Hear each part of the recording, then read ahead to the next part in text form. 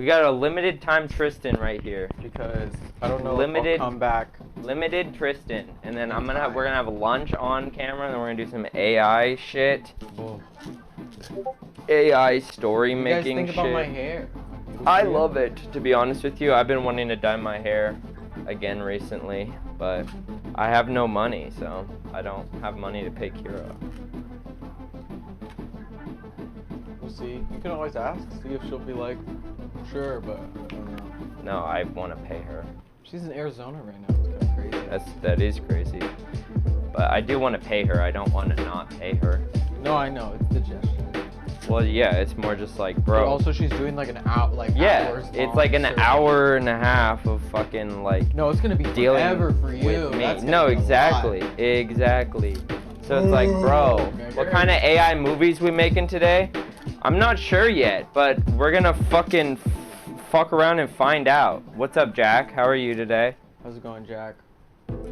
Dude, not tomorrow, but the day after, we got our big fucking game show, dude. Guys, 2 days from now. 2 days from now, Slompy is gonna have six guests as of right now. The Yep. number might go up, but really we're 6 looking for guests. even numbers. So if you guys have 2 more guests that might want to join in, it might be- Sharp-witted might be one. Oh, sharp-witted. If you guys can like, you know, jump in. Sharp-witted Jack will said that he should be free, and then also like if one of them is gonna exit, Sharp-witted comes in, you know. Okay. We have Keep it extra good. We got contestants. extra contestants. We got everything good, you know. I'm doing good. Haven't really had a productive week. So fat.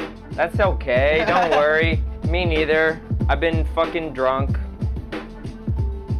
Yeah, I've been trying to drink and get drunk. We went to Sean held a party. Yeah, no. The day You guys after will that talk. party, I was just gone. I was just dead the whole You day. didn't tell me about the rest of the party. I Oh, wanted to ask you, dude, but like I so- never got around to it. Like 10 more people fucking threw up. Like around the place? Or like in the bathroom? Out back, in the bathtub, all over the bathroom. But like, were they like, yeah, throw up, or was everyone No, like? they were each like time it was, dead like- afterwards. Each time it was like worse and worse. It was like some of the people who threw up, like they were just out for the rest of the night. They didn't they barely woke up in the morning. They were just like, they were like zombies. But none of them had alcohol poisoning or anything. It was all good on that front. But it was just kind of rough. I believe everyone in Slompy is drunk, always drunk to be honest. Yeah, we're always drunk. right. On life. Oh my god. What's up? How are you? What's up, Moscow? Dude, I'm drunk on life, dude. I don't need drugs. What do you mean? I don't need drugs. I don't need drugs. I have my raspberry Nutrigrain bar. Yeah, dude. Nutrigrain bars, don't you know? They have crack inside of them. I'm a big, strong... A big, strong lad, yeah. Laddie. Guys, shout out to Lean Beef Patty. Dude, lean beef patty, honestly, goals. You know? What's the setup for the improv competition gonna be like? You'll see. Okay, Jake's so the been working setup, on something. I've been working on something. I was gonna do it all 3D, but I don't think that's gonna be possible. Oh. So, but we're going to do some of the improv stuff in 3D. So we have our guest scenes in 3D for certain scenes, and like the interrogation scene, the news scene, certain specialty games where we have a scene. I have the guests there where they can perform on scene. Everyone is going to have to be on call with their camera.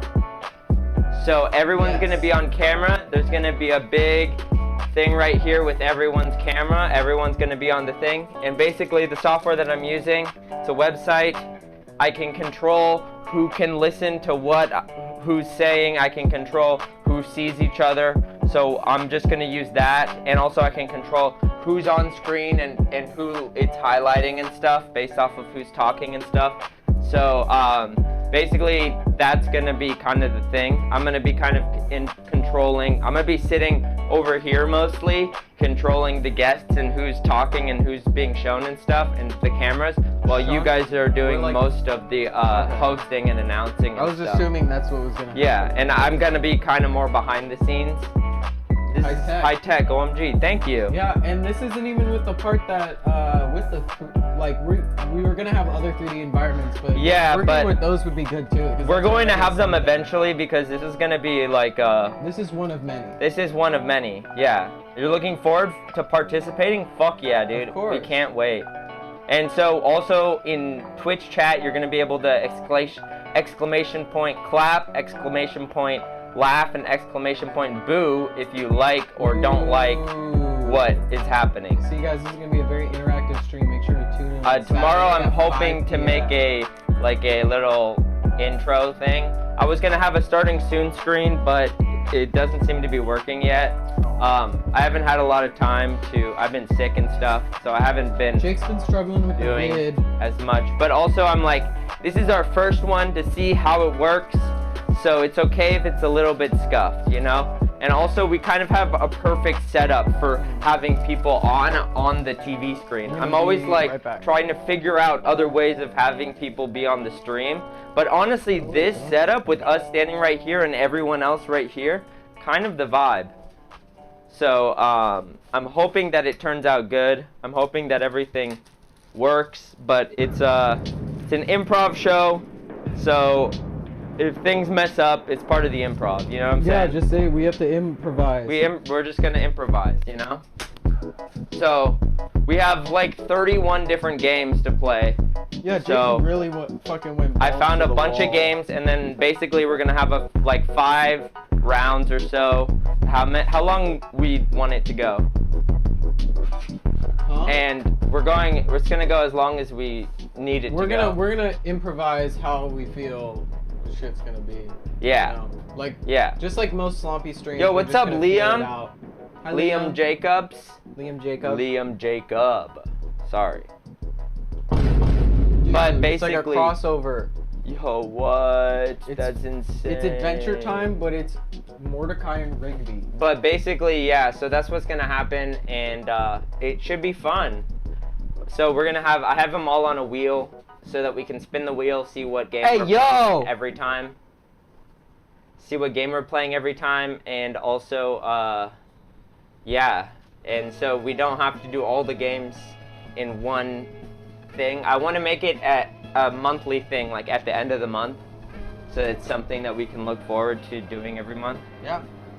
I think that would be kind of sick. That would be kind Hey of yo, sick as fuck. You know what I'm saying? Sick as fuck. Because I was like, after we couldn't do Omegle anymore, it's like, bro, we need other ways of getting content out of guests on stream, you know? Yeah. Because that's where we do best. We do best at baiting people into good content. And what would be good too is if we have some people who hop in on the stream. Hopefully they like. Jack, I'm gonna say a regular show Adventure Time crossover would be Regular Adventure. A regular adventure. A regular adventure. The regular Adventure Time show. Well, that's all the names. Regular Adventure, but it's not regular. Regular Show is one of my favorite, like, animated shows of all time. I think, like, half of my comedy as a child came from Regular Show. Like, there's so many times where I'm just like, why can't you do Omegle anymore? Oh, so, because we stream on Twitch, too. And so, apparently on Twitch, you're not allowed to do Omegle. Any Omegle. So, basically, we got banned for a day for doing Omegle on Twitch. And so now we can't do it anymore. But that's okay, because we can just have people who view our content come on to the stream instead and have awesome interactions with them, and then they know not to fucking whip out their dick, you know? Or we meet them off screen on Omegle and we just are having our own. No, we just time. can't have Omegle on while we're streaming. Yeah. But we can film it on YouTube, and I want to film some stuff, because I have filmed a few stuff in this setup without streaming it before, and that is fun because it's basically like streaming it, but I get a second try. You know? I didn't know they banned that. Yeah, I know, it's weird.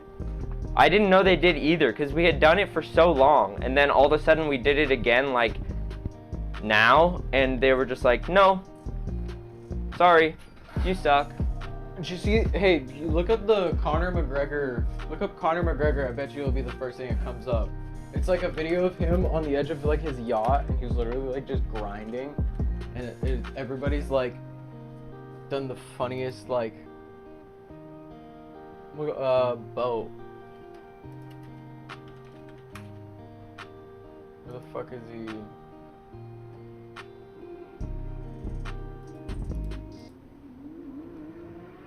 It's got like a gym inside of it. I think it's like This? yeah. What the Those are kids. Yeah. Are those his kids? Yeah. Interesting. Dude, he doesn't fuck with like anybody else's family but his own. Like he literally. Well, yeah. He doesn't good. even fuck with himself. Don't fuck with other people's families. No, I think what the fuck? I think he only fucks with himself. Actually, not even his family. Hold on, let me Hello. type something in. He's like, oi! It's so funny. But yeah, so I'm very fucking excited. This is gonna be our first like major show thing.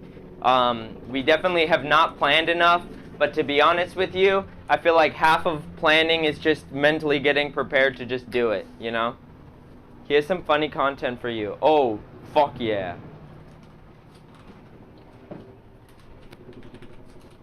Here, wait. Copy this. Where's the one that just came out? Find it on your phone and send it to me.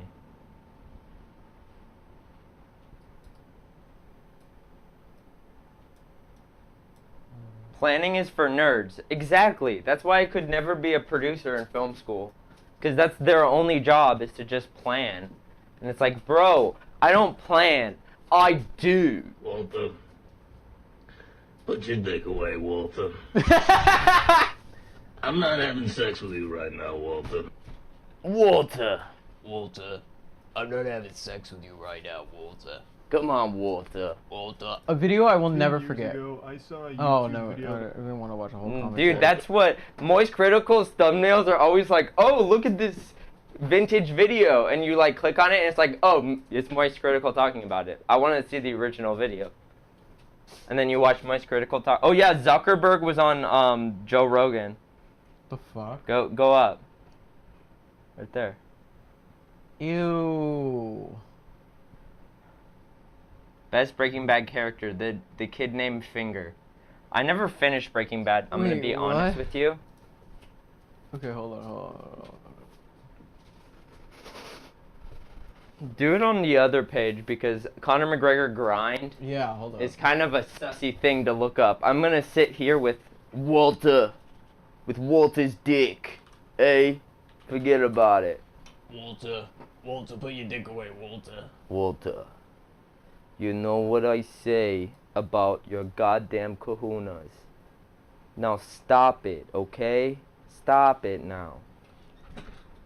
Walter, put your dick away, Walter. But yeah, so I'm just really excited. I haven't had something like planned like this in such a long time. The last time I planned like this is when I made actual movies and not streams that were live. When I made movies with a bunch of other people. So did Mark Zuckerberg implant the metaverse into Joe Rogan's brain? Maybe, but Joe Rogan will never know. Because Joe Rogan's brain is too fried from all the alpha brain he takes. Rip Joe Rogan. Joe Rogan is gonna become like in like a fucking like comatose state someday, like when he's older. And he's just gonna be like, he's just gonna like wake up punching the air, and then like go back to sleep. Yo, what's up, young Ultra Lord? What's up, Jack? Young Ultra Lord? Steezy Kajeezy. Talking about the show in 2 days that we're doing. I'm Yeah. excited about it. You're welcome. I'm to just kind of like participate in- half of me, participate. because we didn't get to plan as much and then we wanted to, and they were all like, let's just postpone it. And I'm like, no. Even if we didn't plan, we have to do it, because if we just postpone it, we're never gonna do it. I would rather have something be a complete failure and do it than just postpone it and never do it, you know? Because I always get into, every time I got something, I'm just like, I don't need to, I just postpone it. And I'm just like, I gotta stop getting into that habit of just postponing everything. So instead, I made it later in the day so that I have time to fucking do my thing in the day. But yeah. It was literally him just fucking grinding on the edge of his boat, and everybody like posted it everywhere, and I can't see it. It's okay. This is so dumb. Don't worry about it, Tristan. Don't worry about it. Don't worry about it. Sweetheart. Don't worry about it, Tristan. It's okay. Let's look at Mark Zuckerberg. That's not Mark Zuckerberg. Put This your is dick Walter. away, Walter. I'm not having sex with you right now, Walter. No. I'm having sex with you right now, Walter. Please don't do this. Mike. You don't have to do this. Turn it up. I'm having sex with you right now, Walter. Hey, please. Turn it up. Shut up. In the corner Put your where dick, the Walter. volume. I'm having sex with you right now. I'll give you Jesse Pinkman. He gave up Jesse? Okay, no, stop. Put that away. Put that away. I don't want to. We're on stream right now. Dude, this is so. I'm having sex with you right now, Walter. But I never finished Breaking Bad. Should I need finish a- Breaking Bad? I I need to just- finish Better Call Saul. Okay, so I learned from my coworker, you're not supposed to watch Better Call Saul before Breaking Bad. Yeah, it's a even prequel. though no, it is a prequel, and you can watch it beforehand. But I guess their whole thing was like, no, like they're like, no, it was created so then you can like look at the characters differently. No, yeah. And then I was like, That's the whole point of prequels, isn't it? well, it's like to further the story, and also like Well, it it's could also be just, 'cause like, it was popular of a show. so There's they were like, because let's I've make watched another prequels thing. where I'm like, I don't know who these people are because I didn't watch what.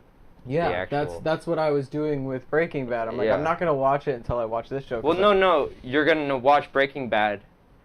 You'll know everyone in Breaking Bad, but because since it's a prequel, they're gonna have Easter eggs to Breaking Bad.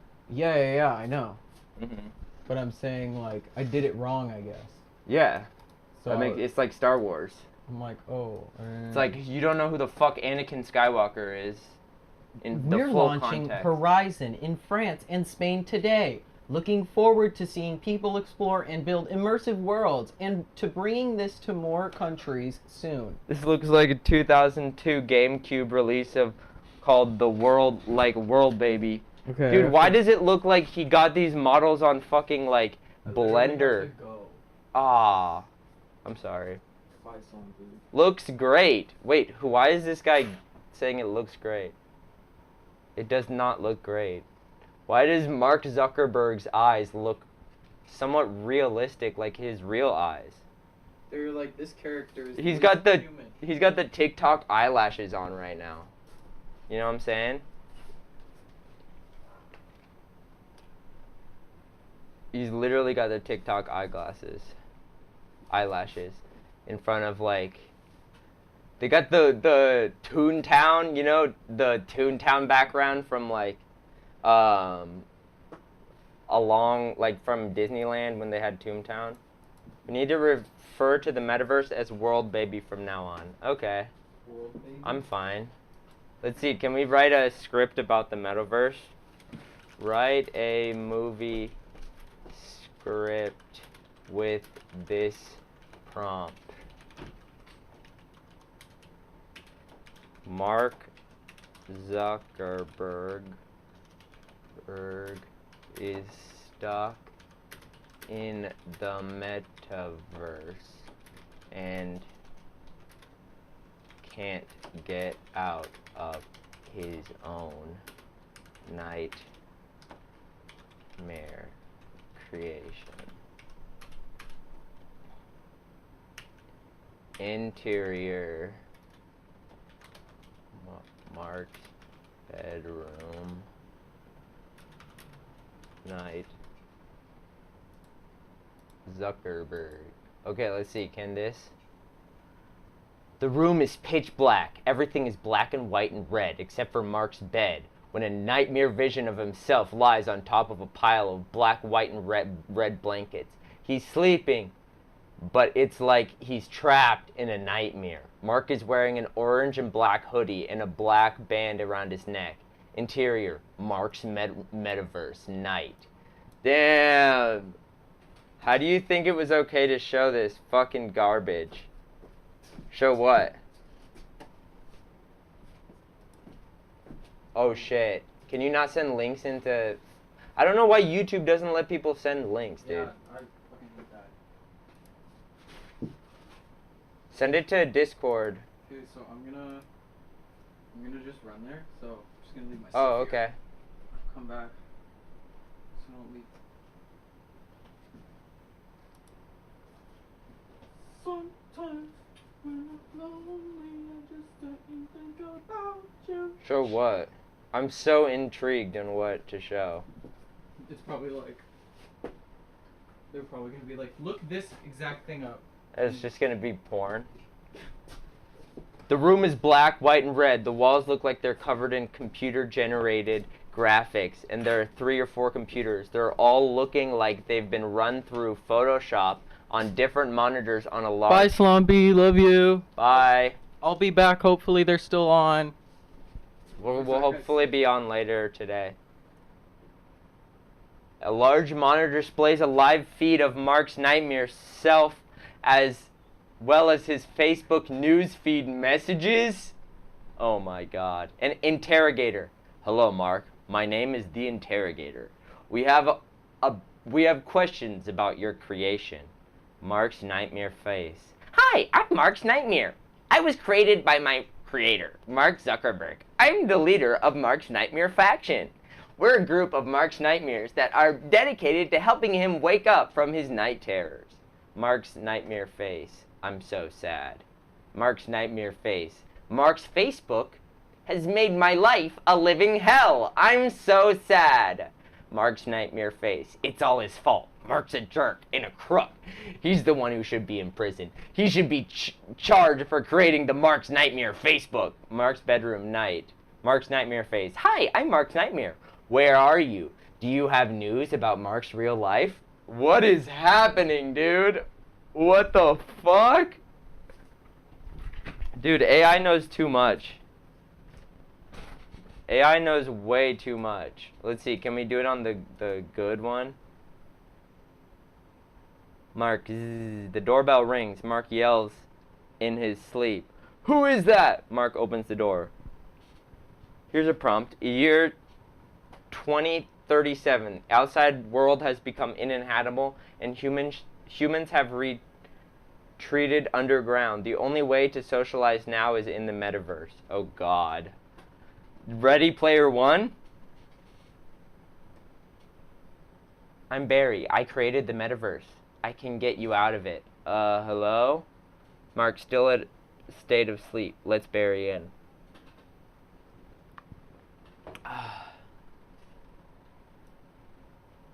Here, what?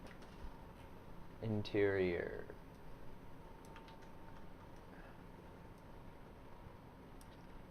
Cave opening. This is perfect. A cave opening. Okay, let's see how this one works. A man walks down a corridor. The lights are flickering. There's a hum from outside the room. Man, hey, can you turn the heat up? Voice, hey man, I can't find the thermostat. Along the lines of Fallout Plus Ready Player One. Okay, I get that, dude. Dude, I watched one Fallout lore video. And now my entire YouTube feed is nothing but Fallout lore videos. Can someone help me? I don't care that much about the Fallout lore. Like, why? Every single time I'm like, I want to watch a little video. And it's like, what happened to the U.S. Army in Fallout? The truth of China in Fallout. It's like, bro, how do you know this much about Fallout? Sorry. There's a slight pause. The other person says that they will. Man, okay. Can I ask you to turn up the air conditioning? Man, hey, can you turn up the air conditioning, man? Voice. This is just a dad talking to his son. Close up, a robot named Rex. Rex is on the streets of a large city. People are crowded into the city to watch him do incredible routine. He starts by running around some barrels, then stops, turns around, takes a selfie, and returns to do some flips. Rex is beautiful and fast and perfect. Close up on man talking to Rex. My child is a super genius. He runs circles around these other kids in his math class. Rex, I love math. What is your name, little man? Man, Joe. Rex, Joe, we're going to change the world. Are you with me? Man, I'm with you. Another man, Joe, this is your chance. The robotics revolution is going to put you on the path to wealth and respect. Rex, I'm in. Man, I'm in too. Other man, Joe, the time has come for you to fulfill your destiny. Do you have what it takes to be the savior of humankind? That's so funny. Rex turns to crowd. Yes, I do. Wait, I watched one All Tomorrow's lore video literally a year ago, and it's still getting recommendations for All Tomorrow's video despite having cleared my watch history innumerable times since. Yeah. Yep. Mike Shane's, yeah. Makes fucking sense. I don't get it though. Why it be doing that? Why it be doing that?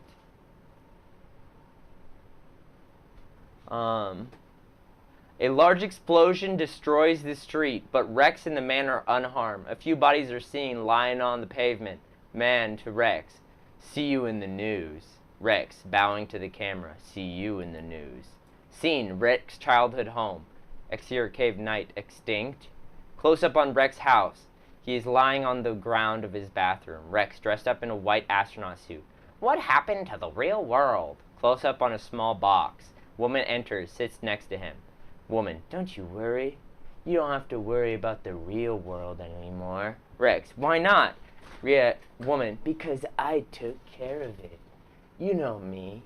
You're my son. I've always looked after you. Rex, who is that? Woman, that's my mom. I didn't take the news very well. I missed the sun. Rex, when can I go outside? Woman, you can't. Rex, but I love the sun. Woman, it's gone. Rex, then how will I find sunlight? Woman, you can't go outside. Rex, why? Woman, because I did that too. Rex, sit-ups. What did you do? Woman, I blew it up. What? She blew up the sun? Rex, I told you I love the sun. Now we can't have sunlight. Why would you blow up the sun? Woman, the sun was keeping people trapped underground. Now there's no more prison, so all humans are free. Rex, but now I can't even see you. Woman, I'm in here. Looks into a box and points to another box inside the box. See? Holds up a tiny box containing a single golden ring. I did it so you would never get lost. Rex, you should have let me see the sun. Woman, putting down the box. I think I already did that. I want to see the sun again. Cave, day. Exterior, city skyline. This is insane. Google keeps logs of the weirdest shit. Oh yeah, you've been subscribed to the channel for 5 years and watch all of their videos on a regular basis. No notification for new vids. You watched this one video from a creator you hate like a month ago? Congratulations, they're not the only thing in your Rex. So true. Literally true. It's like, bro, what the fuck? Apparently YouTube counts if you finish a video in its entirety on a channel, it counts it as you subscribing to that channel. Like, no joke. The city skyline day extinct. Rex, I can't see any sun. Sits down. Woman, I'm sorry. I think it's too late. You've had all the time in the world to see the sun, and I gave you a suit of armor. Rex, well, the sun doesn't seem very important. This is just about the sun. Jack, your prompt just gave a thing about the sun. Let's see. It is the year 2037. Every person has been removed, has had their genitalia removed. Genitalia removed. But they still want to use it. The world has gone to chaos. Everyone is dry humping. Fuck, a metaverse factored into all. Yeah, exactly. Humping everything to feel pleasure again. Interior.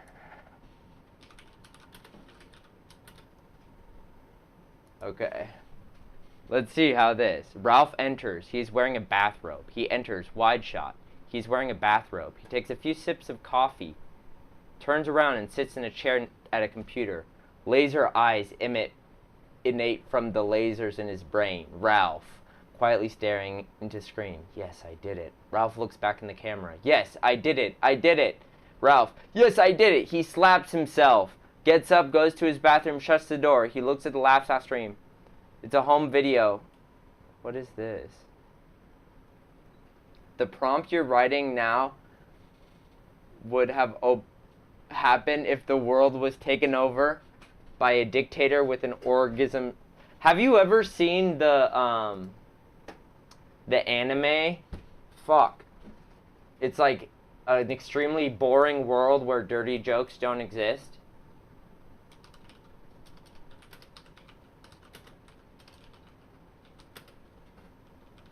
Where dirty, the concept of where dirty jokes don't exist. It's so funny because nobody knows what the fuck's happening. Yeah. A boring world where the concept of dirty jokes don't exist. It's so For good. decades, the law for public order and morals and healthy child raising has banned all It's such a good show. I recommend it to everyone.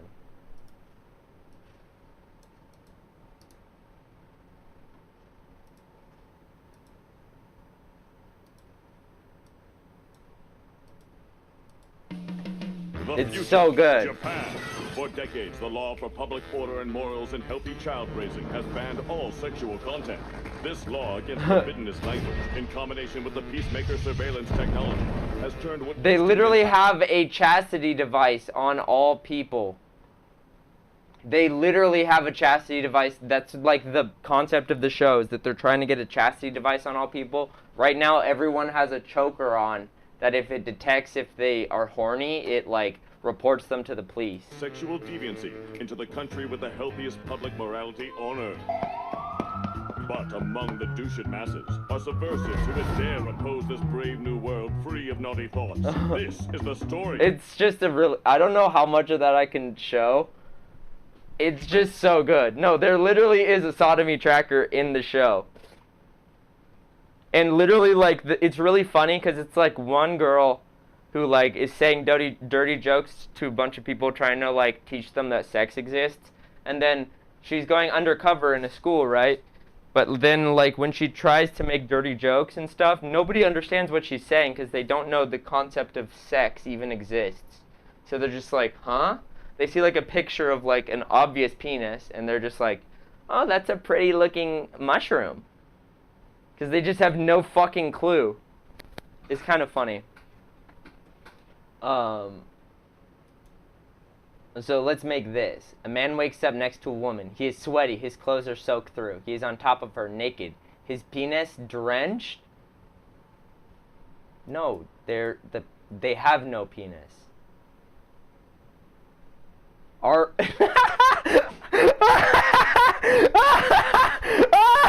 Yes, this is the best. Okay. An older woman, Gwen, is at home alone. She is just minding her own business. The door suddenly explodes outwards as an army of porn stars flood in with guns, screaming and crying to Gwen's surprise. Gwen is frightened. They point to her and start shooting. Gwen is so frightened that she runs to the nearest bathroom. Not the army of porn stars. Gwen is running and screaming in panic as the people shoot her in the ass and scream onto her. She then jumps onto the bed, screaming, rolling around, trying to stop the people from shooting her.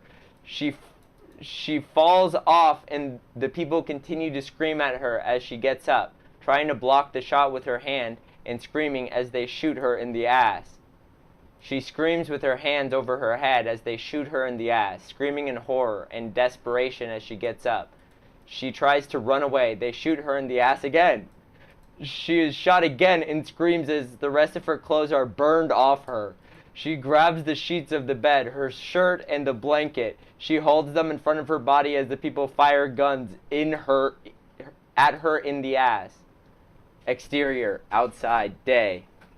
A group of people are standing outside. Some are looking at the camera addressing the audience. A few of the other people are holding their hands over their heads in shock as they watch the camera film. The management group, a team of 3 women. One woman in front is standing as she addresses the camera and audience.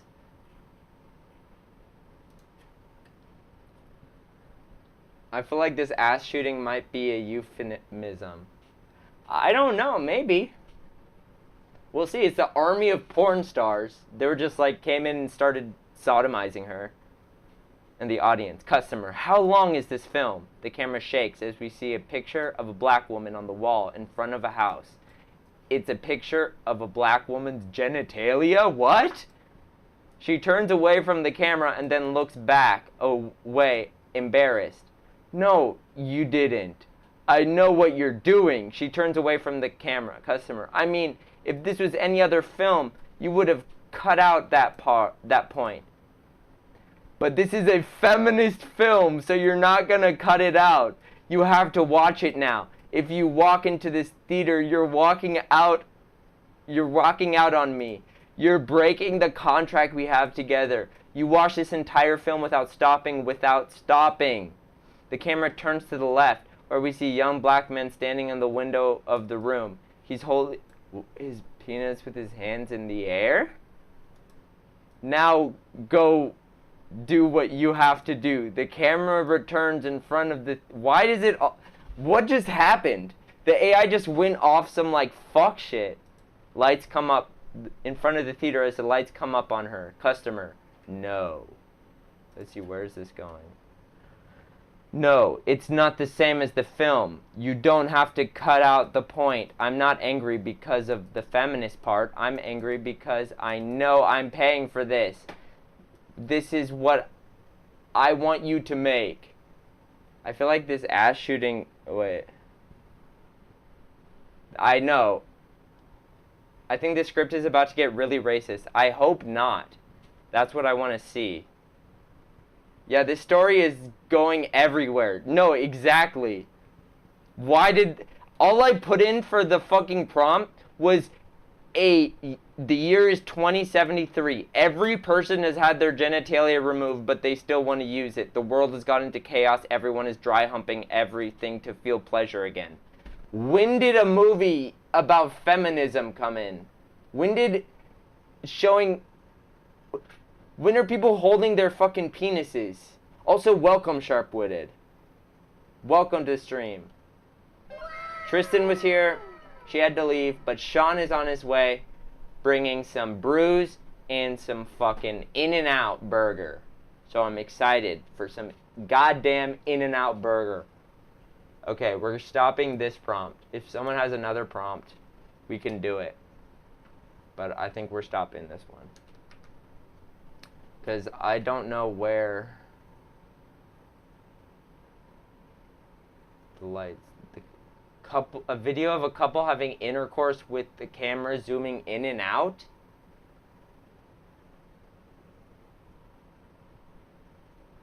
What is this?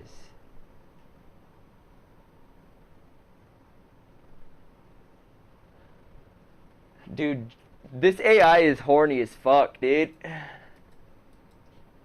Wow. What's a funny concept? A world A world where everyone needs to pee at all times, but is embarrassed to say anything about it.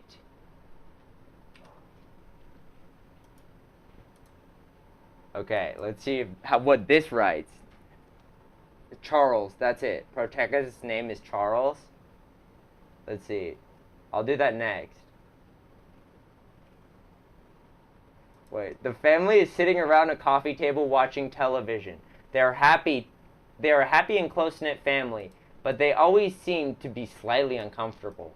They keep going at each other, trying to figure out who might be about to break the code of not speaking about the subject. Kennedy, how are you guys holding up? I heard there was a little bit of crisis around here last night. Beat. Oh, what happened? Paul, I was in the shower for like 20 minutes, but she kept talking about this guy in her high school class. Kennedy, that really must have been awkward. Paul, I mean, I think she was talking about some guy she dated in high school. Looks at Kennedy. What? Paul, yeah, I don't know. My brain just shut off for a while. Kennedy, I think that might be the first time I've seen him in years. Paul, he lives in my neighborhood. Paul, he's a alderman, in fact. And I know the mayor. What's his name? That man has a first name? It's George or Geo. Kennedy rolls his eyes, looks at Paul. Hey, I heard that. Lozy. It's George. You're embarrassing us. Proudly. It's Geo. Geo-re. What? Geo. Ha ga ga ga ga ga ga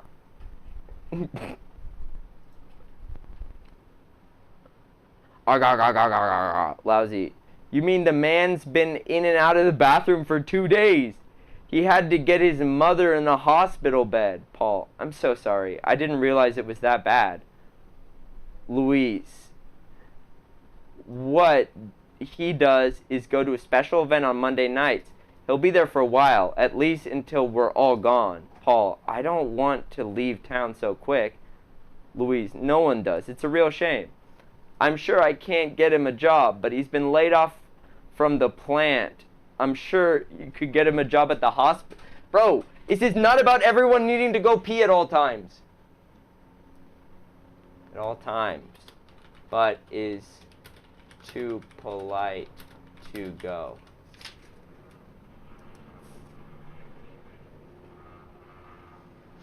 Why can't we just be... Reads the paper. A family sits at the dinner table. Mom reads the paper, Dad reads a book, daughter 2 picks up her food. Daughter 2, why can't we just be cool about this whole thing? Mom, you mean like your husband who just came in? Daughter 2, what's that supposed to mean? Mom, nothing. Daughter 2, yeah, right. You're probably a lot more like him than you care to admit. Dad, it's not that. I didn't come in to have this conversation. Looking at Dad, is that too bad? What's up, Odin? They're not talking about how they can't pee. So, what's something that like the protagonist's name is Charles. Charles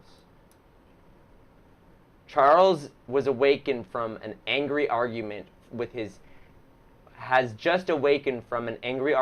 estranged wife. He looks at the clock on the wall. It's 3 a.m. Charles is about to turn the volume down on the TV, but a news report comes on the air. Charles, I got it from a cop friend of mine. He says that there's a chance we've got a bigger drug bust going down today.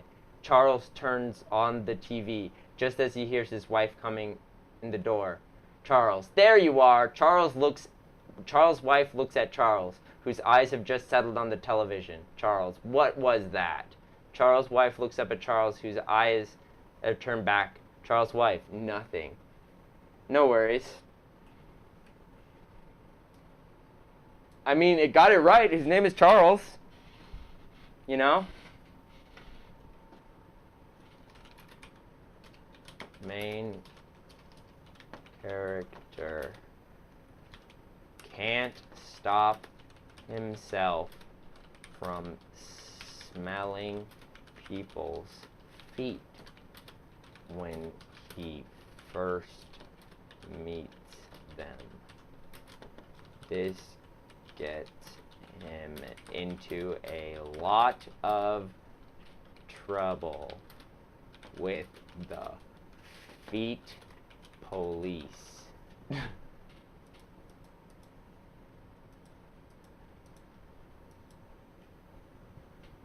There's an empty bed. Clinton is sleeping. A pony sits in front of the TV corner. Pony. Who's the next kid? What? Exterior convenience store. Nice. Okay, let's see if this is gonna be good. A door opened and walks a woman and a man. Man, good day. Woman, good day. Me. We want some new sandals. Woman, are you the manager? Man, I'm the owner. Yes, I think you have shoes that will fit us fine. Well, if you wait here while I go get them for you. Oh, thank you so much. No problem. The man starts to walk off, and then he sees a mannequin laying down. Oh, wait. Come back. You, the manager guy. The mannequin quickly gets up and is about to leave, but the man stops. What the fuck? Dennis, 12, is at a counter selling tickets for a concert. He's wearing a t-shirt and a bandana. A man comes up to the counter and tells Dennis that he bought a $10 ticket and his ticket was under the t-shirt. Man, I'm going to buy a $20 ticket. Dennis takes the ticket off his shirt and looks at the man's feet. Oh no. Exterior outside night. Dennis pulls up in a car to a restaurant. He looks at the restaurant from outside. He noticed that someone is standing at the door. He gets out of the car and approaches the door of the restaurant. Man, excuse me. Dennis looks up to see a guy holding a beer and a slice of pizza with a toothpick. Store night. Dennis opens the door and is greeted by a large... He looks up to see everyone wearing shoes that are all similar to his. Dennis, there's someone at the door. No.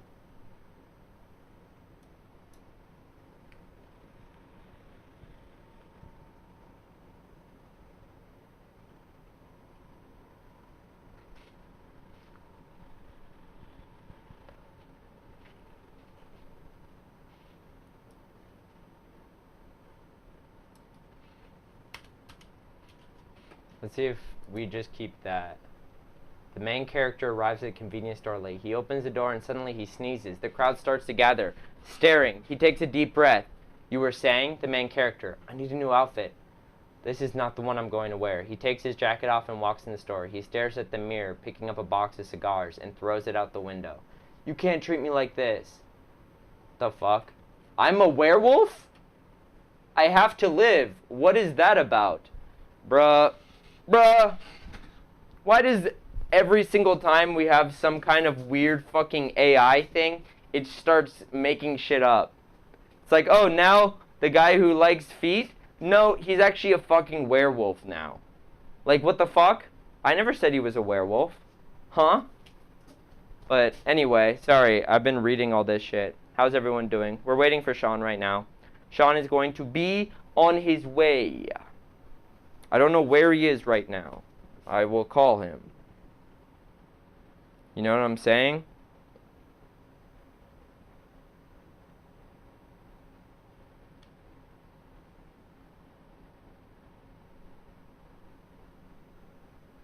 I'm also rescheduling my appointments for every week for my therapy. Sorry. Let's call Sean.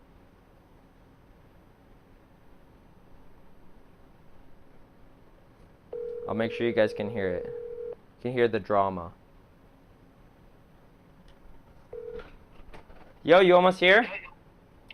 Yeah, I'm pulling up to In-N-Out right now. Oh, damn. Okay. Alright, see you soon. No worries. Bye. Bye-bye. Bruh.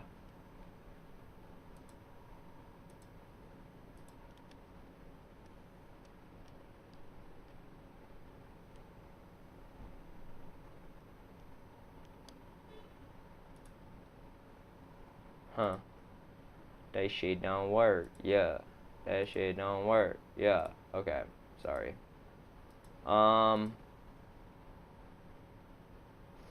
Dude, I keep missing my fucking therapy, dude. I'm gonna go insane without that shit. I'm gonna be like, I'm already going insane. But yeah. Oh, you sent new AI prompt? Yes. Let me see this. Interior dinner. Okay. Megan sits alone at the counter, staring solemnly at the bottom of her coffee cup. From across the counter, the server sets down a coffee pot, shaking from her hand. Server, more coffee? Megan paces a hand over her forehead and moves it down, rubbing her eyes. No, just the check. I gotta get going. This is a good one.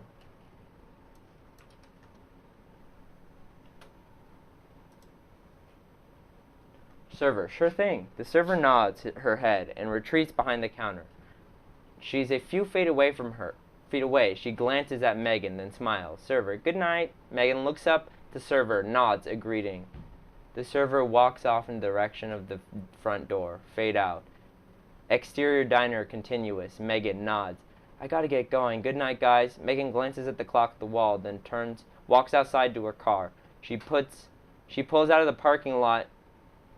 She fiddles with her phone, then pulls over to the other side of the road. Megan. Hey, Mike, it's Megan. Sorry to bother you at your place, but it's really important. I just wanted to know what your plan was tonight, okay? Damn, this is like an actual fucking story. Call me back when you get this. Bye. Megan hangs up and starts her car again, then glances over at the rearview mirror as she drives away. She frowns, trying to remember how she ended up in this situation, then sighs, knowing it's too late to turn back. She drives out of town, making her way into the country and finally parking near the woods. She gets out of her car and then starts toward the tree line. As she approaches the wood, she stops to adjust her dress and heads into the trees. What? What? This is good. Exterior forest continuous. She walks through the trees. The night is quiet, and she finds it peaceful, but it is also feeling lonely. She wanders deeper into the woods, stopping every now and then to look around. Just a few moments ago, she was excited to see Mike. She was excited about meeting him. Excited to meet him. Even though he had called her a crazy person, it was just a relief to finally get the secret out. But now it's like a secret again. Maybe he doesn't like her. She thinks of all the reasons why he would, then lets it go. He's Mike. He doesn't really think that much. The trees open up. This generally turned out good. This is actually went ominous, spooky direction I was aiming. Yeah. The trees open up into a clearing. She walks over to a tree and looks up at the sky. It's not as crowded here, so she turns around and starts back into the woods. She knows that she won't find an answer here, so she just follows the trail through the woods. The light becomes dimmer and quieter with each step. Finally, she reaches a big clearing. The sky overhead is covered with stars, and there are stars above the tree line. She stands on the edge of the clearing, staring at the sky. She sighs, then gets back into her car and drives away. What's gonna happen? Exterior garage continuous. Megan approaches the driveway and then gets out of the car. As she closes the car door, she glances at the time on her phone. 10:20. She starts towards the front door, then stops. She turns back toward the parking lot, then sighs. She gets back into her car and heads off. Exterior forest continuous. Megan drives slowly down the dirt road, taking it slowly through the woods. She turns the car back toward the clearing, making her way towards it. She passes a building that's surrounded by trees, and then a small river.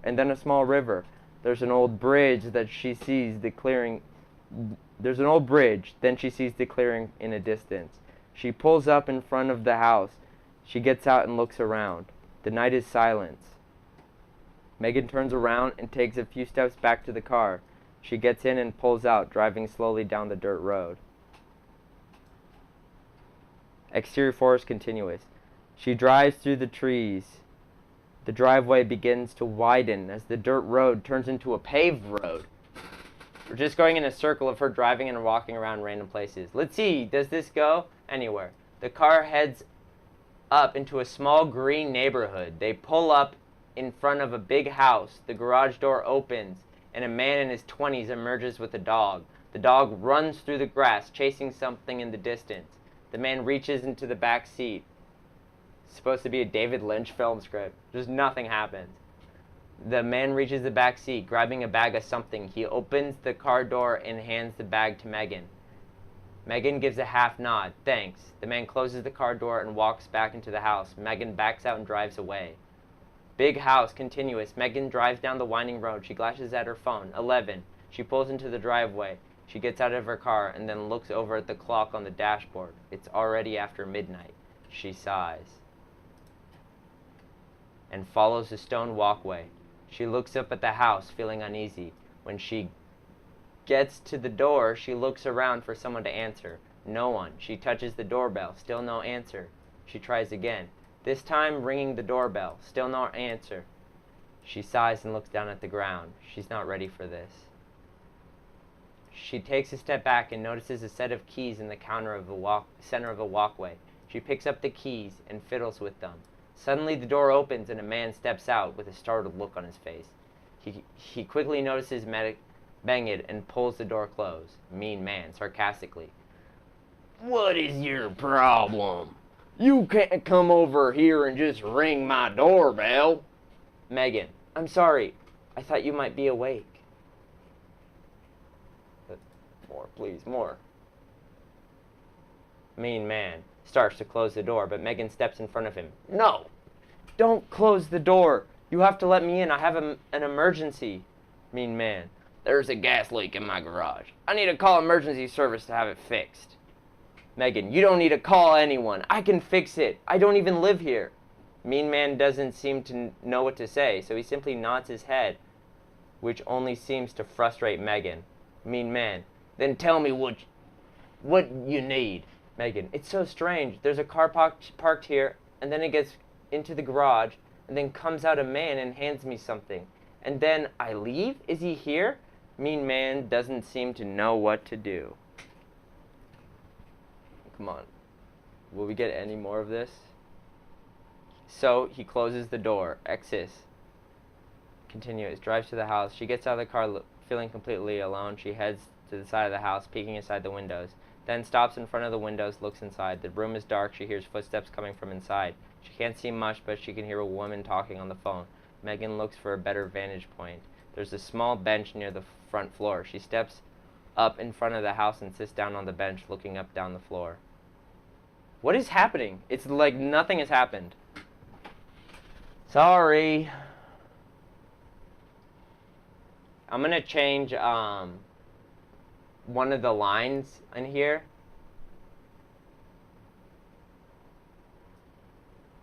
And see what changes the story.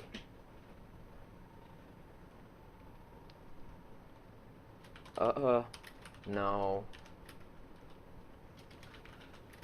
Could you get me something stronger?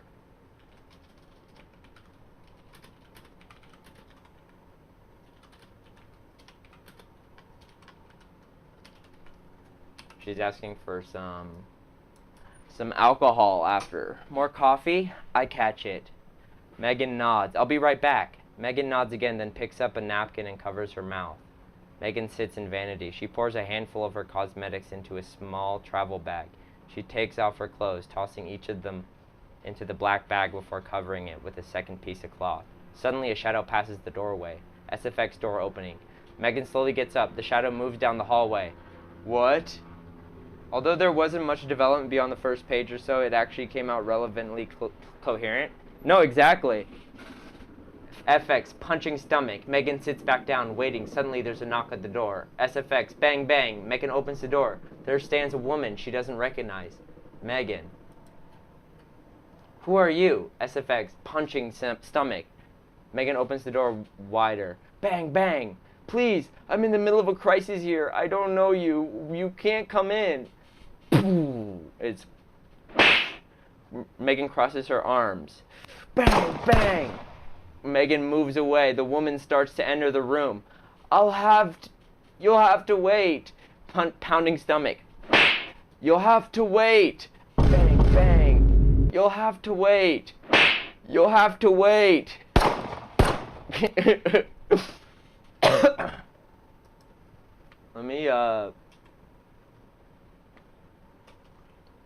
Let me get this and then log in, because for some reason I wasn't logged in.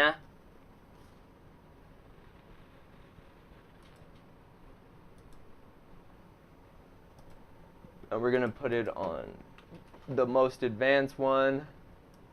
Complete. Turns to server. Aren't you guys closing up? You look like you can use something stronger. Yeah, but how much does a shot cost? Links back to counter. It's free. You just ask her. I'm sure she won't mind. Walks away into the kitchen.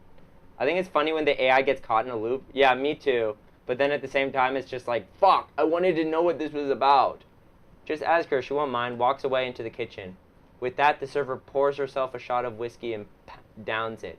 The door opens and a homeless man walks in. The server walks up to the man, slapping him playfully on the back in a way that she says, he's off limits. She then turns to Megan, indicating the man, server. I think it's past time you got out of the picture, don't you?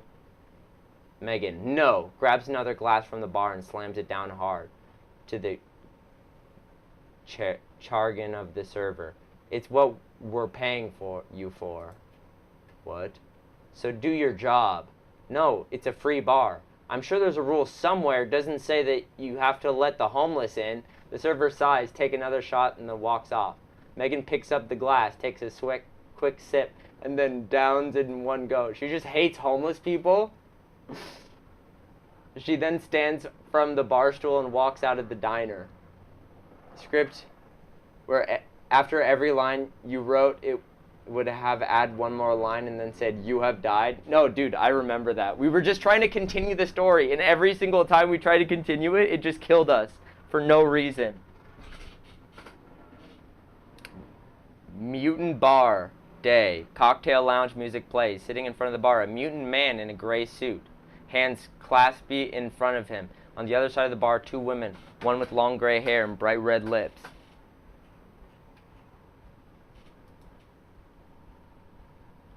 Could you get me the Sunday special? The Sir Megan looks at the server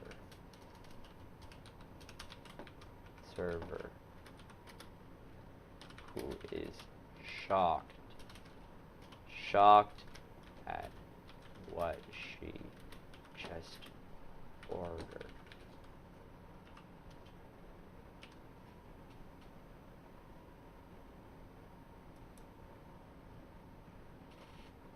The server looks at Megan and begins to ask a question her mental stability. What? Megan looks back. The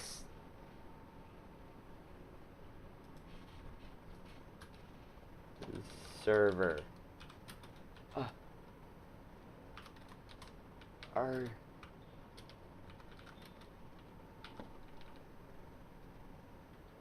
sure, ma'am?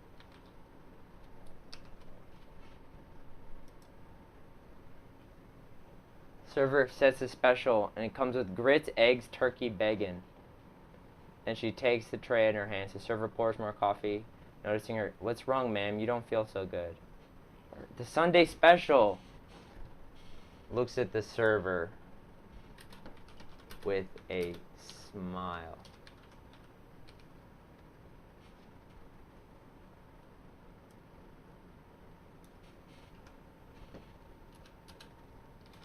The server is shocked that she would order the Sunday special.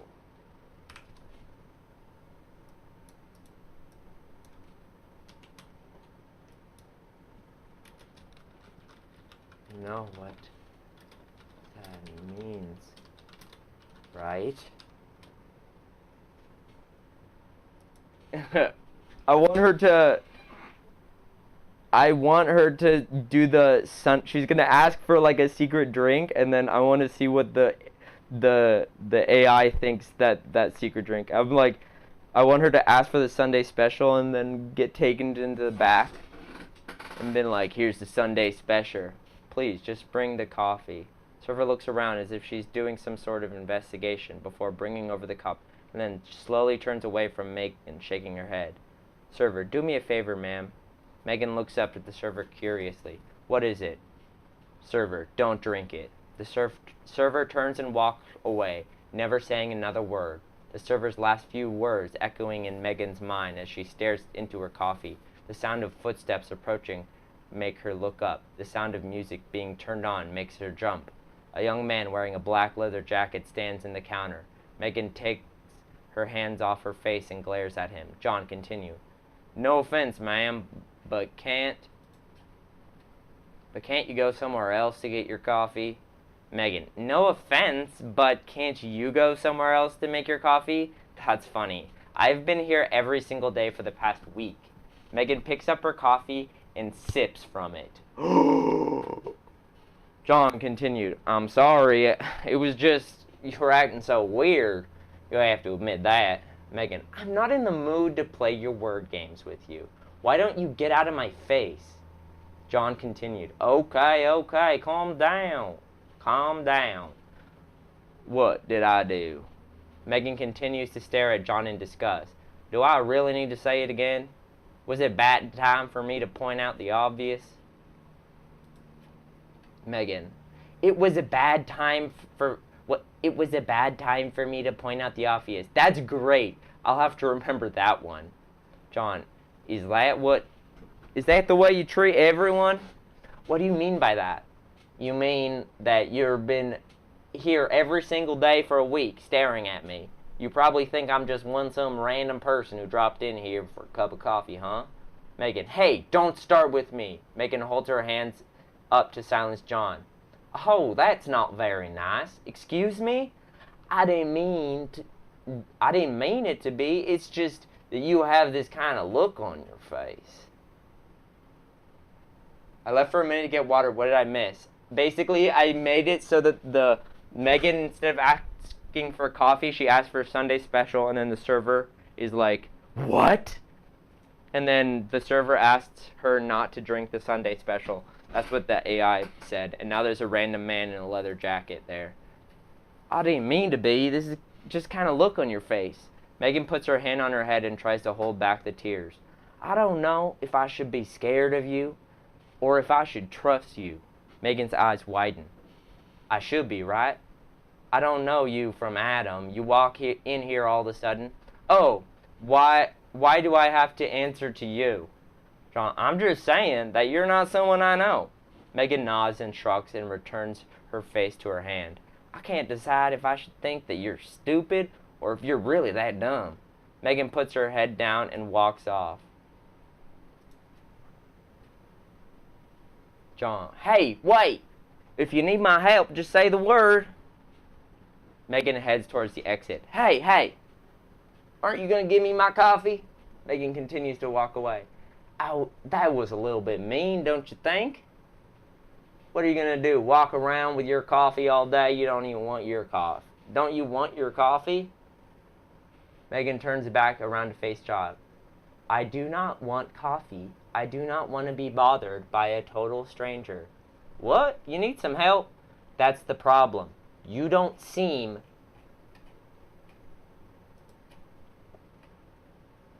That's the problem. You don't seem to be a stranger at all. You seem to be someone who knows me. So? Do you want something? Out of all of these, first was still the best. That scene where she leaves the diner, calls her boyfriend, and then disappeared into the wood was actually a good launch point. Dude, yeah, that was really good. Hi. You don't know who I am, do you? I thought I was being rational. It's all gone to hell. Look at me. I have a name. I have a name, right? Well, just help let me help you. If you need help, I'll be the person to come running. Hey, what's the big deal? I want to know. Megan turns to... They're just talking again and again. We're going to generate another one of these. Yes, I do. The server sets a pot back on the counter. I know I'm not good to myself right now, but if I just ask you a few questions. No, dude, do it. It was literally sick. The server begins even more shocked and looks down at her coffee. What makes you think I'm bad to myself? The server looks back. Are you a smoker? A smoker? No. The server sits on the counter waiting for Megan to leave. Megan looks at the server confused. What kind of questions are these? The server says not a word. Megan stands, grabs her tray, and starts to walk out. The server jumps up from her seat, placing her hands on Megan's arm. Blah, blah, blah.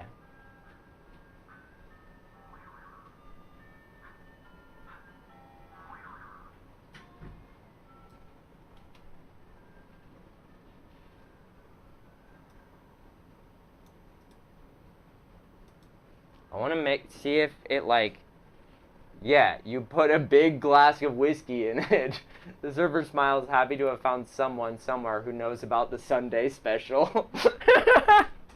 Of course, the whiskey'll kill ya. Megan, still not fully awake, but now still a little amused, nods her head in the server direction. Then again, the whiskey might not. The server laughs in agreement and grabs a clean cup from a stack. The two walk over to the counter together. Megan takes a sip of the coffee. How do you take yours? Megan turns to the server and gives her a smile that turns into a snarl as the whiskey hits. I take it black. It's what everyone's drinking here. The server, pleased to have made such an impression. As Megan finishes off the last of the whiskey, the server takes her cup and returns it to the top of the pile of dirty dishes to be washed later. So did you go shopping? No, I haven't been shopping in over a month. Bro, we need something we need something ominous. We need something fucking ominous. Okay, write a horror movie script based on the following prompt. I'm just waiting for my goddamn meals. I just want some fucking, you know what I'm saying? What should the prompt be? I want it to be a horror movie. A woman at a diner in a new Marge 25 is at a diner where is eating at a diner that she has never been to before. Something seems off about this diner. Every 10 minutes, every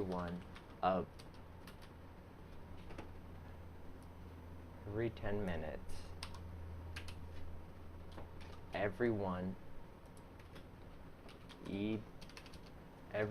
minutes, everyone eating at the diner stands up and stops talking mid-conversation.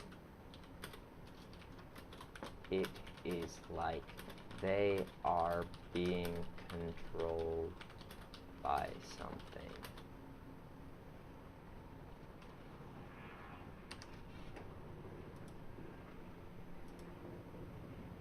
Okay, I think this is gonna be a good one. Interior diner. Interior diner evening.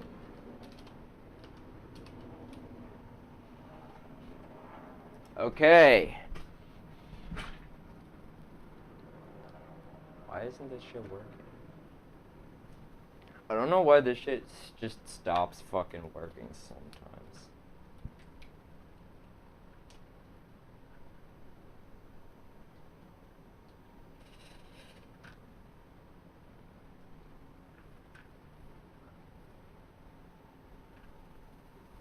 Ta-da. Now it works.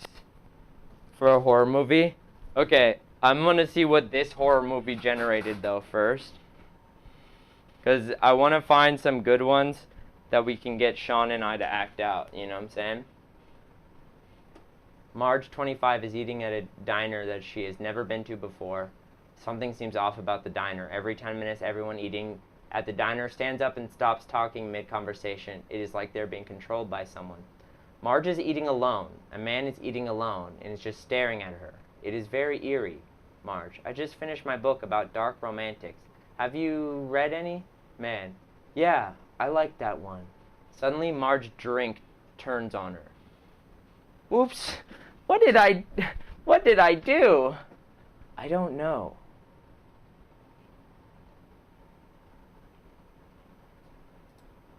We're gonna do the first one.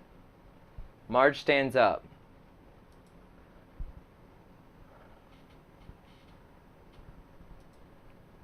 Marge is standing up and talking with a friend. Handsome man. I'm sorry. I'm having a little bit of a breakdown. Marge looks at the handsome man. Are you okay? Handsome man. This is a pretty crazy life we live. I don't know what it is, but there's something strange going on. It's like I'm being controlled by some invisible force. Marge thinks to herself, why is she talking to the handsome man? I don't have time for this. I have to get back to work. My assistant manager is going to flip out. Marge heads towards the kitchen to go help out. Handsome man. Where did Marge go? I think she had to help the kitchen or something.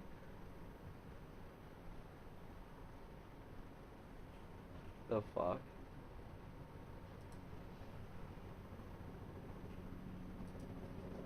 What's up, Tay? What is up, Taylor? Taylor. I'm just gonna wait for Jack's prompts because Jack's prompts are always goated. Every time. On a stack. 150 degrees. 150 degrees stack. And I'm waiting for Sean. Sean.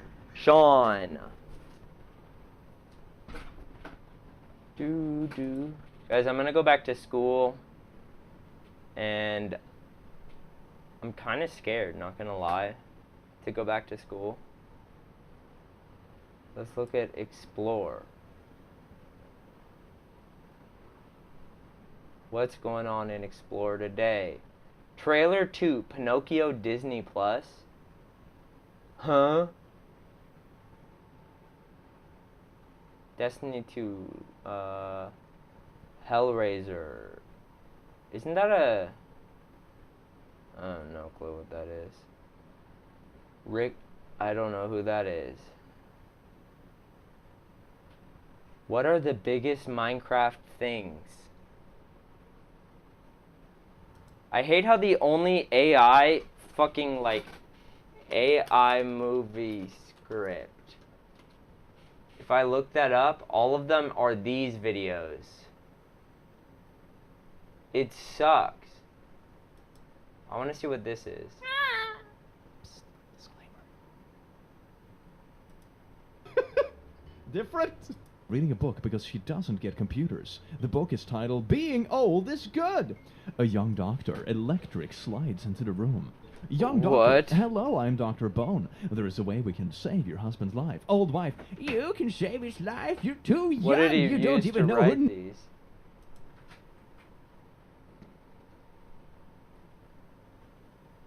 Did he just write other scripts? Oh my god. These are other people's scripts?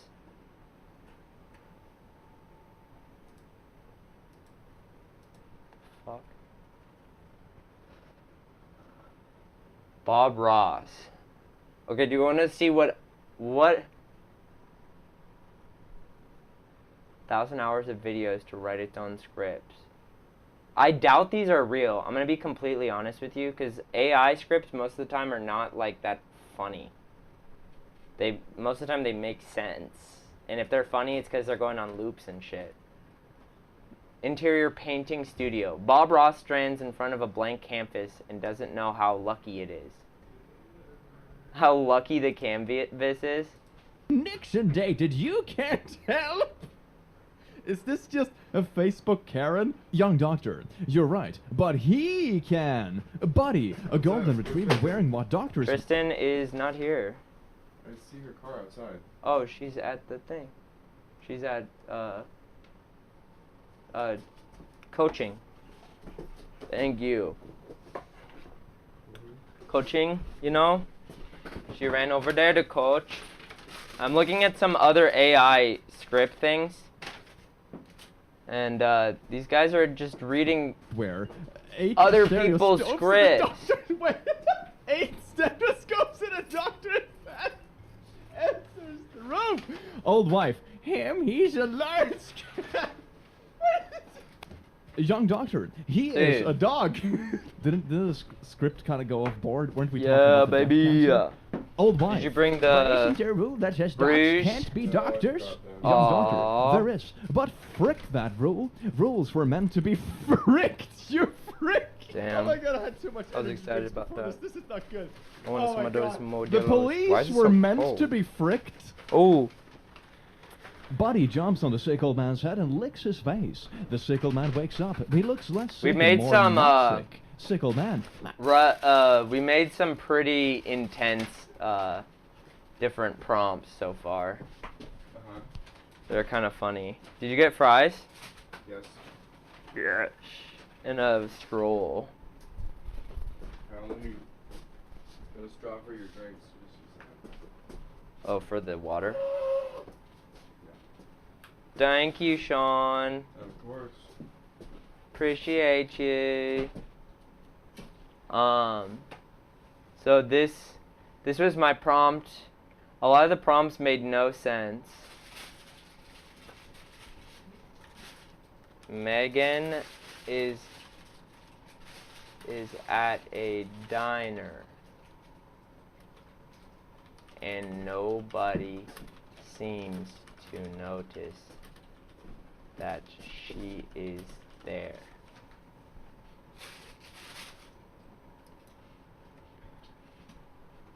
Holt's Diner, a small place in a small town. Small place in a small town. You know. Holt's Diner. Holt's Diner, a small spot. It's a little spot to chill with the homies, you know. A small town. We see a diner that holds a sign, Holt's Diner. There are 2 large posters for the diner. One on the wall with a drawing of a hamburger, and the other on a wall with a drawing of potatoes and onions. We hear the muffled conversation of several people in the back of the diner. A few of the lights are off.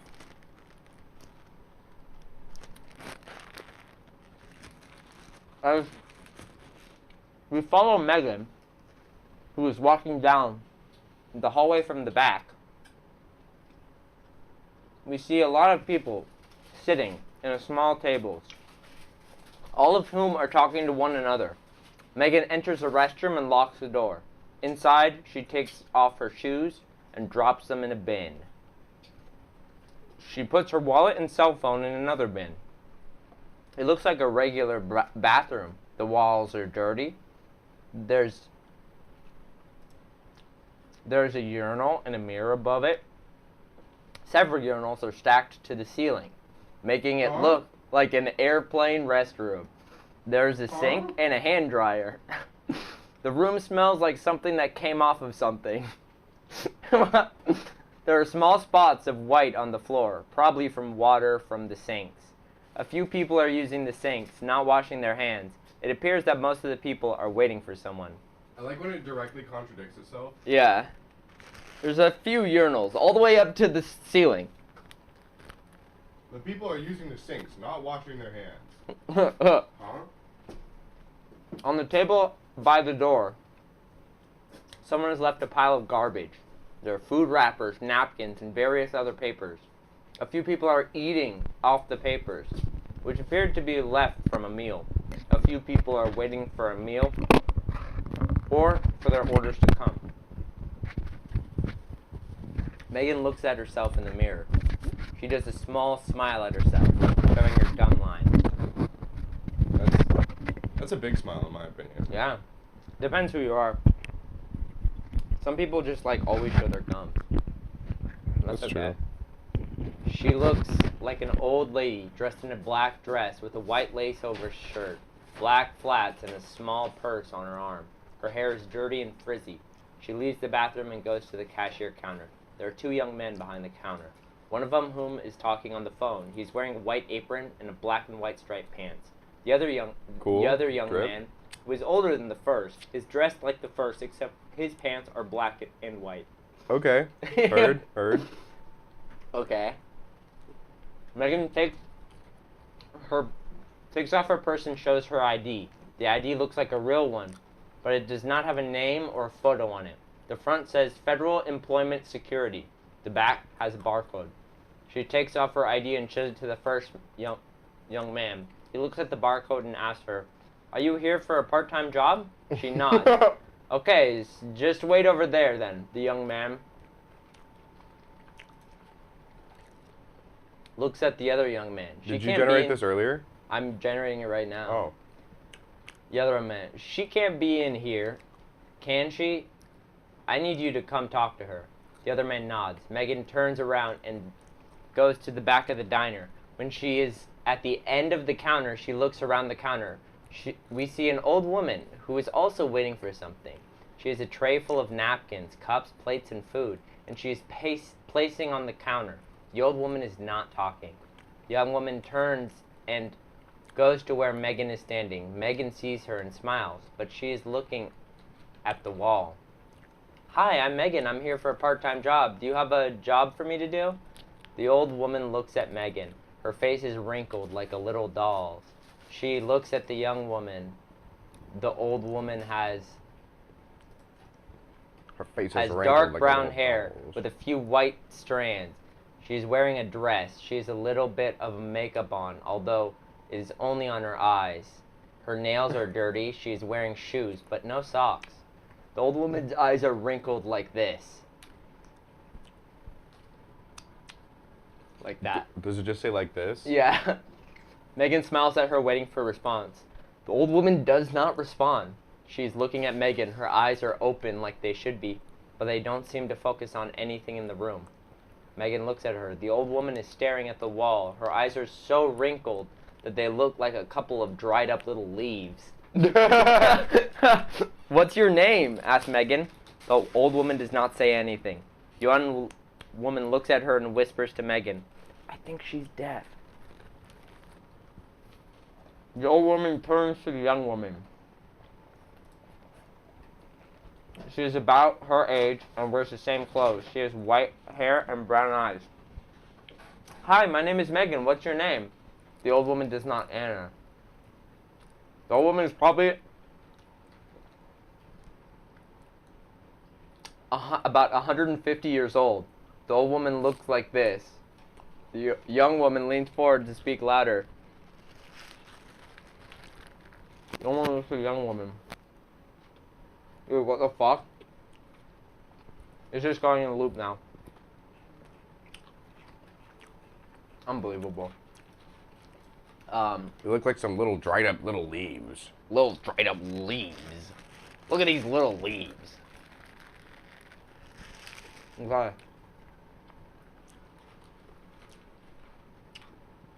Jack has an AI prompt for us. Excellent.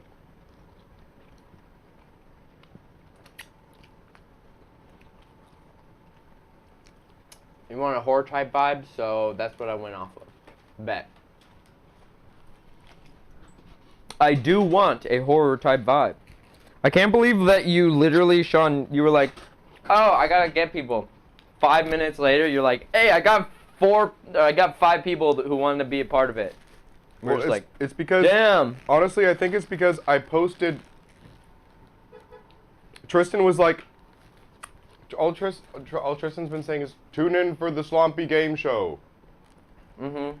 Like, you have to tell people exactly what we're doing. That's what I said, but I keep telling Tristan. One time I was sitting next to her, and she kept making it, and I was like, no, why, say what it is. And she's like, it's Shark Tank. It's just a picture of us with Shark Tank. And I'm like, no, people are going to see that and just be like, haha, funny meme. They're not going to know that we're doing a Shark Tank stream. Well, but for the game show, though. Yeah, no. Same thing. Like, What's up, you have Phil? to say exactly what time it's gonna start, what you need. Like, people need to know that they don't need to prepare. Really, it's not like something that you need to like memorize anything for. It's just you just come on and do your best improv. What's up, Sphinx? I've been seeing you pop off on my subscriptions. Generally. I mean, recently. Okay. Exterior house late afternoon. We're doing AI scripts, so if you have a prompt that you want to give us to do it, send it to the Discord. Downward panning shot on a 2-story house in a suburban neighborhood. Yeah, actually. The sun is setting over autumnal trees. The low light casts deep shadows along the sides of the houses. Did it just use the word autumnal? Autumnal? I don't know what that means. Lyle and Kay, 2 young adults, sitting, conversating. Autumnal is like autumn-like. Yeah. Kay, holding out a cigarette box. Want to smoke? Lyle. Not tonight. I'm trying to stop. Oh, come on. We always smoke together. The night before back to school, it's been our tradition since like 8th grade. Lyle brushes his hair back from his forehead and sighs. All right. Lyle and Kay sit back down on the porch, puffing their cigarettes. After a moment, Kay speaks up. Hey, speaking of 8th grade, you remember that urban legends kids used to talk about at the school? The shit, what was it called? Lyle thinks for a second, reaching back into years of vague memories. Suddenly the answer strikes him again. Oh, I know. We used to call it Shitley Story. The Shitley Story. That was made by the AI. Jags stops here at the bulb. So the AI was like, oh, I know. We used to call it the Shitley Story. Shitley Story. So what happened, Kay? I'm intrigued. I was talking to... What? I was talking to my friends about it. Huh? And then out of nowhere, we all started seeing a crop up in the news. Kids Okay, getting wait. Fair warning. And weird stuff, like a guy who had his balls cut off with a kitchen knife. One of my friends made it sound so convincing, and then it was all in the papers and shit. What the fuck? Is he talking about Pain Olympics? Yuck. You don't know when to quit, do you? Yeah, but that's not the point. I don't understand why the stories keep coming back. Why don't we just leave them alone? Like, what? Like, we tell other people... We let other people tell the stories? It's hard to control all that shit. Sometimes you just gotta let it out. You know what else? I was talking to some of my old friends at my old school, and one of them mentioned this Shitley thing too. It seems like lots of different schools in different parts of the country are reporting the same stories. The Like, stories. From Washington State to Hawaii. And the kids are all saying the same stuff. Like what? Something about being violated by this one guy or a bunch of guys, getting his friends to join in and doing stuff to you. What? And there was one thing that they all say, I can't figure out why. Do you want me to show you? Start speaking in a hushed tone. It says that a guy with a bunch of other guys R-worded them and just kept them in the basement to serve as their house slaves. Okay, AI. What? Stop! Why is this... Why did the AI go here? Like, it was just 2 kids on the porch. Why are they talking about this? Yo, actually, I know Sphinx. This is pretty, I'm gonna see what keeps going. This is pretty, intense here. Wow, Jesus, wow, what are the adults thinking? Smoke's inhaling. Thanks, Jack, for this great prompt. That's gonna get us banned. Just kidding, it's not gonna get us banned. This is an AI made this. A supernatural horror thing, not some Jeffrey Dahmer shit. Yeah, what the fuck? AI. Well, for one, they don't really believe the kids. I mean, it's not like one person says, yeah, my friends and I were kidnapped and made to sleep with each other and have sex with each other. It's all worded differently, and there's always this vague theme of what happening. But a few of them were saying something else. One says his stories get spread so that all the kids in the neighborhood have something to talk about. Other one says it gives the parents a sense of power. At this point, I want to just... Okay, they're just talking about it over and over again. I thought they were gonna like encounter something, you know, like the... Oh! Lyle thinks for a second, reaching back his years of vague memory. Suddenly the answer strikes him. The Slender Man! Bro, I'm gonna be honest, I don't think this is Slender Man. Kay, biting her lip.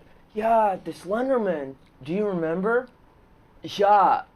Yeah, it was like a kid killed himself and then posted a message on a website calling himself Slenderman. And then all these kids found his note and read it. Yeah, and it was like everywhere on the internet for months before anyone realized it was real. Yeah, it was scary. I mean, it could have been true. A kid could have killed himself. Why did she bite her lip? I don't know. This is not okay. Not even posting about it, and then the whole internet would read about it. Yeah, but it's not like he really did. That wasn't even what the internet wanted to believe. You're just saying the kid, but this picture outline got all twisted with this monster. Yeah, I remember. In my class, we watched that YouTube clip of all those people on the road, and there was really weird picture of some dark thing in the middle of the road. They all screamed and ran off the road. The thing is that I feel like these are all like actual Slenderman videos online. Like, didn't that happen? Like, isn't that the Slenderman lore? I don't know. I thought that was the Slenderman lore, that somebody like just like, yo, what's up, Osmodeus? We're making I don't think some very interesting AI scripts that keep going off the fucking deep end. The Slenderman lore, I think, like, there's a couple, like, the first couple of pictures are, like... The Screaming Skull! Kay laughs out loud. Yeah, that's it, the Screaming Skull. Every time it's a new thing that they're talking about. Yes, fries. I love how Jack ended the prompt for the AI right before he says something, and every single time it says something different and then gives us the backstory of what that was. Kay laughs out loud. Yeah, that's it, the Screaming Skull. That's right. I remember now. They used to tell this story at school. It was like a kid at the beach. He found a box with some old masks in it. The Screaming Skull, that's right, the Screaming Skull. This kid like took it home to his parents. It was kind of weird, like he didn't even want to tell them what it was. Lyle nods as he takes a deep drag from a cigarette. Full version of all my AI It's kind of stories. silly though, isn't it?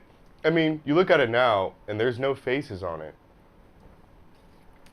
I'll be Kay, you'll be Lyle. Alright, let me get some water real quick. There's no faces on it. In the same way that the photograph can capture or preserve a moment in time, this scene can capture a moment in time for Lyle.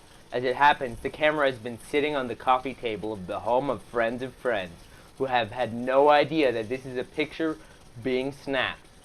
That is, until the very, very last moment it was taken. On the right side of the frame is a long, narrow drawer filled with masks. Lyle and Kay look at the mask curiously. Lyle.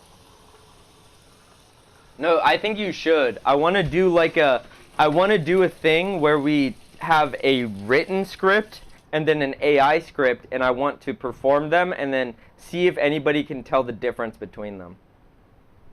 You know? You'll be able to tell. I want to see. Because Ludwig did the thing where it was like real art versus AI art, and a lot of people couldn't tell the difference. The AI scripts, the way they write things, like in that one sentence when they said the word road like 3 times. No, yeah. Will be able to tell. What about random person? You're right. You know? Somebody who's not as smart as us. Would they be Someone able who to hasn't done as many AI scripts as us. Here's your line. Somebody who isn't as smart as us. That's your line. So what are you thinking about? What about it? You're thinking about the story, aren't you? No, I mean, like, we were kids. So we probably just made it up. Right. I mean, it was pretty cool. Was it cool? The screaming skull? It must... Here. I mean, it was pretty cool, though. I mean, it must have been cool to think it was real. Not really. Hey, that story was weird. I wonder what the truth is. Like, did it really exist? I don't know, but I don't think so. I guess. Look, I gotta go. I gotta get home. Lyle gets up and moves towards the door. Lyle looks back and a shadow moves along the ground in front of the door. Suddenly, Kay and Lyle are startled and jump away. They look at each other in alarm. What the hell was that? Oh, here's where it gets real. What is it? I don't know. But I think it came from the other side of the wall. Lyle and Kay look at each other.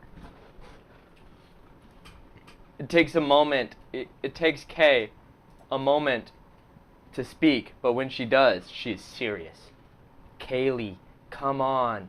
We've been sitting here for over half an hour. We have to get moving. Who's Kaylee? Probably Kay. Why is Kay referring to herself in third person? Yes, please do. And provide you a version that cuts off early. No, basically, you provide us with yours, and then I'll just take like half of the first scene and put it in.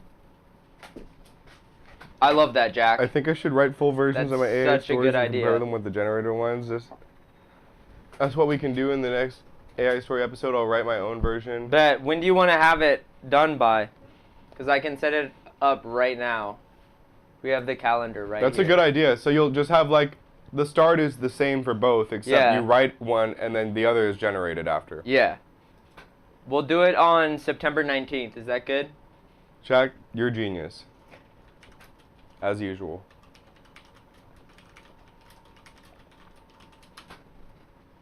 Jack, do you want to come over? Yeah, you can come over when we do that. We can all do it.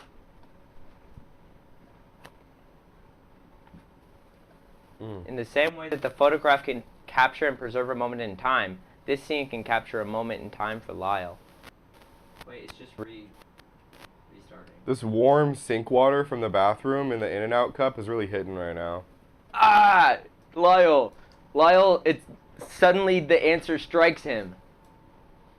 Ah! Cat's in the window! Lyle and Kate chuckle, reliving the past teenage adventure. Lyle exhales a smoke ring and leans back to the railing. It's funny, all these years later.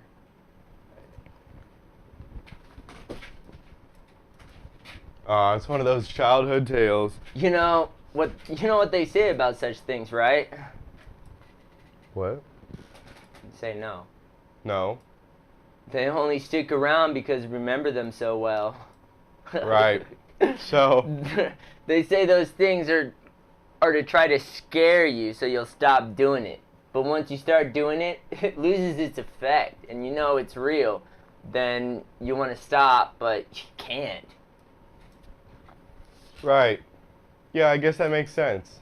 I know. I can't stop doing it. That's why I'm trying to quit. Anyway, so I can be like you. Huh. That's very cute. Hey, speaking of cute, last week I saw this really cute guy walking down the street. That's my line. Hey, speaking of cute. Oh. Last week, I saw this really cute guy walking down the street. He has an armful of books and was trying to hand them to another guy, but the other guy was just too slow. Lyle puts his arm around Kay's shoulder. and they sit on the steps looking at the setting sun. What's his name? No idea. But you should just introduce us at lunch tomorrow. We'll get the whole story. I bet the poor guy's a closet stalker. Don't think I'm a stalker. What then? It's your line. The AI coming up with the idea of a bunch of haunted masks is fucking great. Yeah. I know. And then it like kind of abandoned it. Yeah, it literally abandoned it right after, but... Okay, here, this. Wait. What? What then? I'm just a person who likes other people. Okay. So what was it that you liked about him? He's so shy, Lyle. You know I love shy guys. He was holding his books under his arm, like so it would look like he was walking down the street, and not in a straight line. But he also had his chin on his book to keep from looking directly into anyone's eyes. I was trying to hand him the books when he was in front of me, and he couldn't see me. So I didn't really say anything. I just smiled at him and continued walking, and he smiled back. Aw, that's adorable. He didn't try to talk to me or ask me if I was all right or anything. I just liked that he noticed me. I'm sure he's a totally weird guy, but I could totally see myself hanging out with him. I don't think he's a weird guy. I think he's just a shy guy.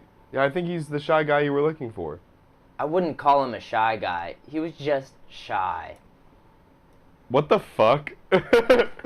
Wouldn't call him the shy guy. He was just shy. Exactly. That's a way. Exactly. That's a way for someone to be cool and likable. Shy guys. Shy guys can be really cute. Do you know a lot of shy guys? Well, I didn't want to admit that I knew any, but I have a lot of friends. And yeah, all those guys with the cute voices in the background, that's the first thing I noticed. Why are they just talking about cute guys now? Because it's like this is supposed to be like a horror film with like a love interest. Oh, so do you want to keep going? Or do you think it's going to loop? I just feel like it's not going to go back to the horror Doing another thing. one? See what else? See if it's not cats in a window. Halloween prank? Ooh, I just thought of a good one. What? Do you have a prompt? A guy wakes up and nobody is left on the face of the earth. Type it in. Make sure it has the script like thing with exterior house and then like action and everything. You can. Alright, yeah, fuck off. Fuck off.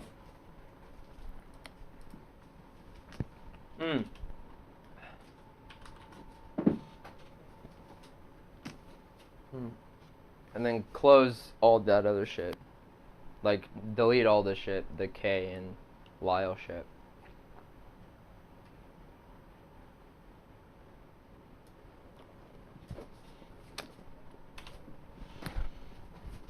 I just liked how the AI, I like stories where the AI, it's like it leaves it off perfect and it just, every time it comes up with something insane.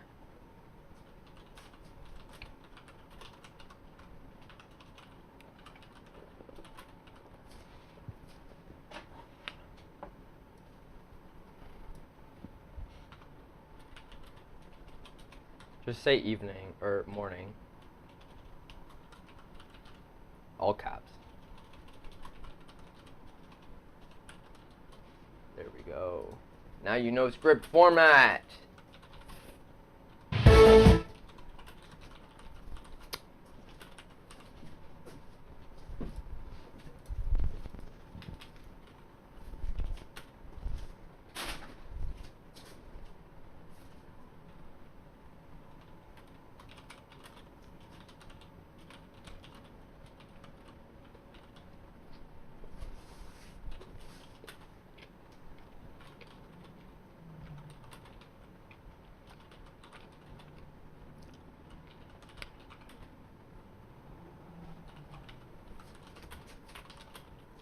It doesn't have to be too in-depth.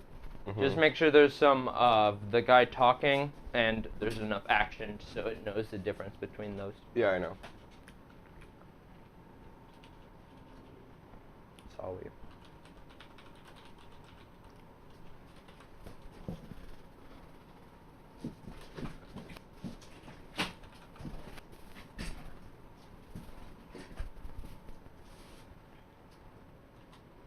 Why am I always getting keyed out so bad?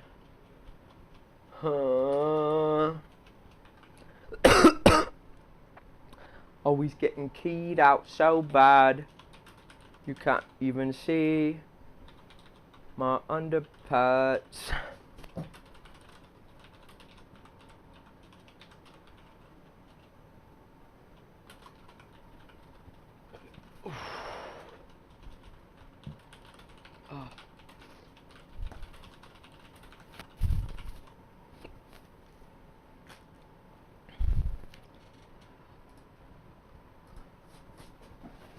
You good if I go to the bathroom real quick?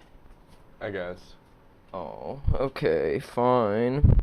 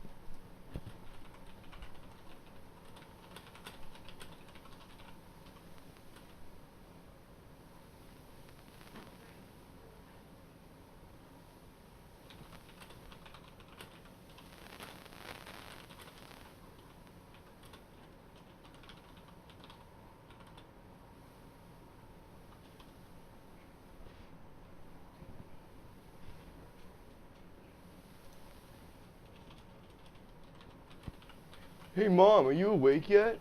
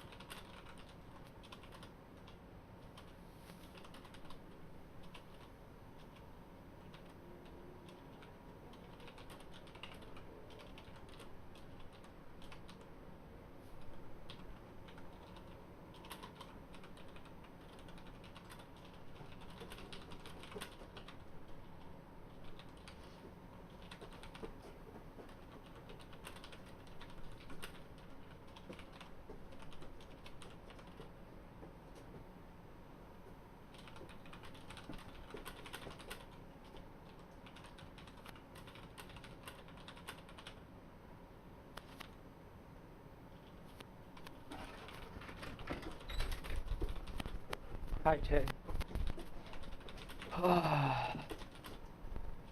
The idea of a bunch of fun is not. Oh, I'm back. What's up, everybody? Tay. You still writing it? Yeah. Oh my god.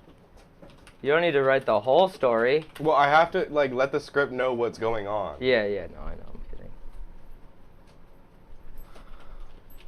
Dude.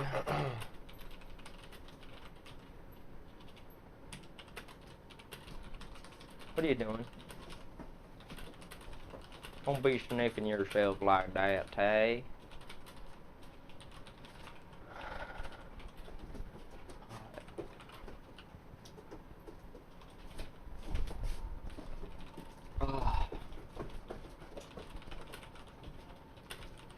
Currently making eggplant pasta. Okay. I thought that was, Jack, I'm gonna be completely serious. I'm so brain broken that I thought that that was some kind of creepy pasta. Huh? I thought like eggplant pasta was like creepy pasta, but like sex. But an eggplant? Yeah. So I was like cooking up some eggplant I just don't think pasta. you know what it. You just don't know what an eggplant is. No, I've never had an eggplant. The only eggplant I've had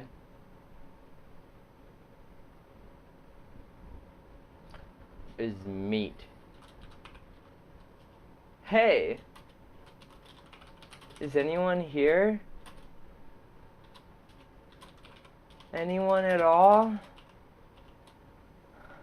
Okay. Generate time. No, I'm literally making pasta, but I'm gonna put an eggplant in it. How do I just? How Just do I press go? generate another. And then scroll down and... Interior house. Morning. Birds are chirping on a regular Thursday morning in a Los Angeles suburb. The sun shines brightly through Tommy's bedroom window, waking him from his slumber. Tommy stirs in his bed before sitting upright. He doesn't stir like that. Tommy calls out to his mother, who usually makes him breakfast. Hey, Mom, are you awake yet? Come on. Tommy hears no reply. Tommy puts on some sweatpants and goes into his mom's room. To his surprise, she is not in her bed. Her bed is neatly made. Tommy goes around in the various rooms of his house to see if his brother and sister are home. Hello? Nobody is around. This is very unusual. Tommy feels a sense of grave danger which he cannot explain. I can't explain this feeling of grave danger that I'm having right now. Tommy goes out into the driveway to see that everyone's cars are still parked in the driveways and on the side of the road. Tommy sees nobody driving or walking around. He starts to think that he might be the only person left on Earth. Tommy yells out onto the street. Hey, is anyone here? Anyone at all? Come on. The fuck? From behind the garage door, Mr. Bitterman hears Tommy's voice and looks out to see what is going on. I think I just had to tell the script that Tommy literally was the only person left on Earth. Not that he had that thought. You know what I mean? But whatever. I want to see what Mr. Yeah, we'll see what Bitterman Mr. Bitterman has to say. Mr. Bitterman hears Tommy's voice and looks out to see what is going on. Mr. Bitterman pulls out a walkie-talkie, but Mr. Bitterman does not know what to say. I'm going out for a drive. Don't do it! That was gross. What was that? Some A spit. little drool action? Yeah. Tommy looks out of the garage door, seeing a car with a man driving down the street. Mom! Mom! Suddenly, a woman is there. She puts her hands on Tommy's shoulders. It's okay, son. There is no problem. I'm here now.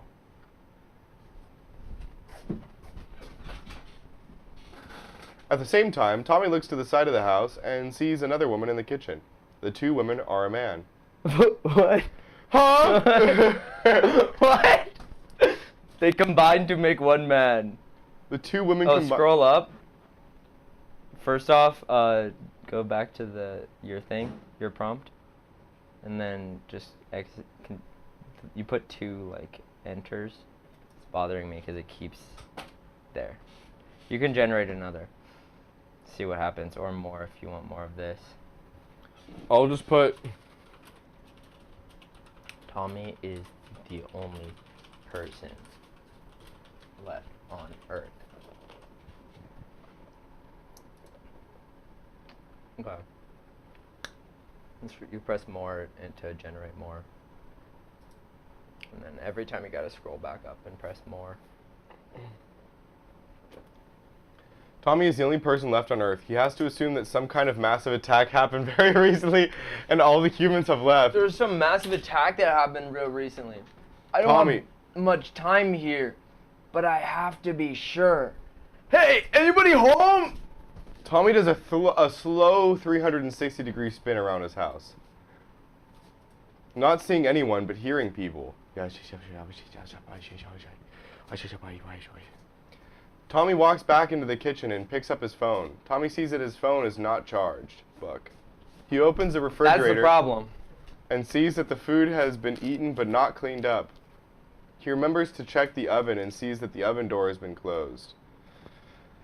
Tommy walks to the living room to see that it has a huge hole in it. He sees that his mom's closet is empty. Tommy opens up the closet to find that it has been emptied of clothes. He already said that it was empty. As Tommy is walking around the house, he sees a pile of blood on his mother's closet floor. A pile of blood, not like a pool of blood or a puddle, a pile. It's piled up. What? Along with a severed human head, he sees a pair of scissors next to the head. Oh my god. Tommy assumes that his mother and sister were attacked. Tommy thinks that his mother must have got out to get him breakfast. And she must have been attacked and killed. Mom, where are you? Bro, you just saw her severed head. Is this your severed head? Tommy hears a sound in the kitchen. Tommy goes to the kitchen to find his mother's empty corpse. She has been killed with the scissors. As Tommy is standing in the kitchen, he hears a voice. It's his sister, crying and begging for her mom to come back. What? Where's my mom? Tommy, in utter shock and horror, can't believe what he just saw. He has to find out where his sister is. He looks over to the living room and sees that his sister is standing on the couch, where Tommy usually sits. Why are you standing here, bitch? His sister has long black hair, big red lips, and a thick, tan, muscular body. Hey, sis. She sounds kind of bad, bro. Tommy, I'm trying to hit. Tommy thinks that you're going to have to go back and press more and then scroll down as fast as possible. Scroll down as fast as possible. Okay. So, oh, no, go back up because... No, not all the way up. Oh, you can press more. I'm just saying every time I scroll up and scroll down back... Oh, wait. Because you're going to go past... The thing is I press generate, and before it generates anymore, I scroll all the way down so I know where it is generating from. You know? Okay. Big red lips, muscular body. Thinks that his sister, but she looks different. Tommy's sister has an aura. Oh, let me read it. I like to read it. You already read that part. That's where you start. Tommy thinks that this is his sister, but she looks so different. What the heck? Tommy's sister has an aura of fear surrounding her. Tommy realizes that she looks like a vampire. What do you mean? Where's my mom? Tommy, I have to get to my room, and I need you to get away from me. You're not my sister. What are you doing? What? Your eyes are changing. Tommy, help me. I need to go to my mom. No, you're not my sister. And you're not a real girl. I saw you with a man. That's how you know if she's a real girl or not. If she's with a man, she's not a real girl. He was a doctor, and I was really sick. He was a doctor? Your eyes and teeth are yellow. You're crazy. Okay, that's true. But I need to find my mom. I have to go to her. She's dying. Tommy, you are glitching in a screen. Tommy's glitching. Tommy glitching out, bruh. Hiking. No, you're not going anywhere. You're a monster. I'm not listening to you. You have to listen to me. I saw what happened to Mom. I had to find a way to tell you the truth. I want to help you.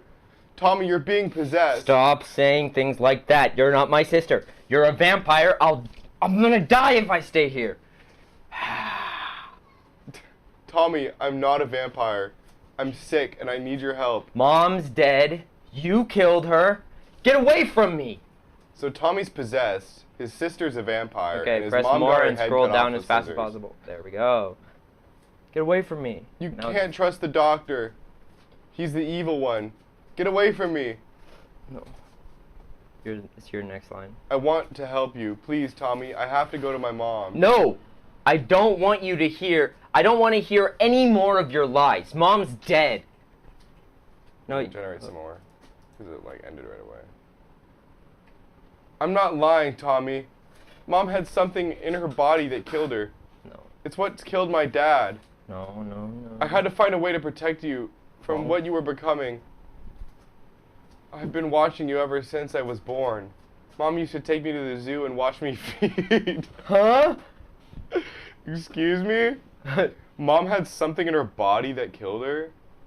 Tommy, you must listen. Tommy, you must listen to me. I'm telling you the truth.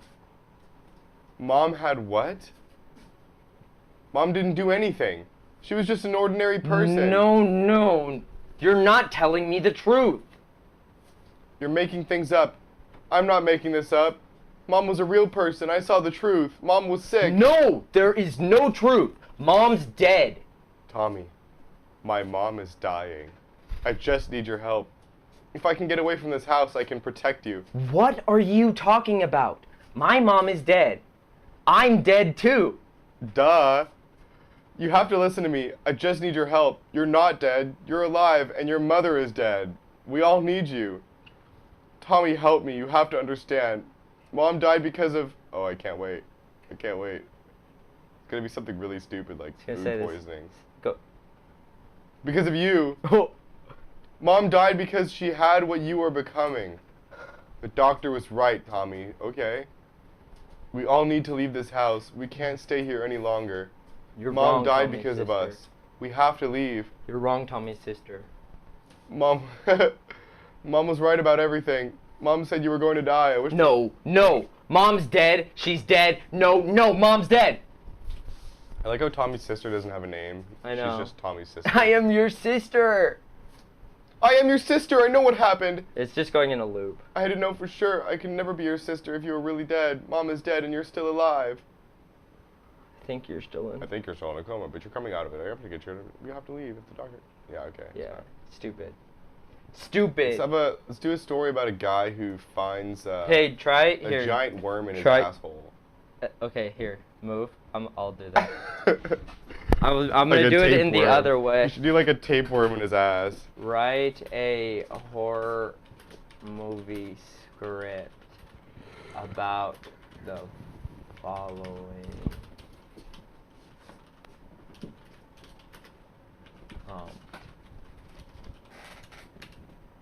A man named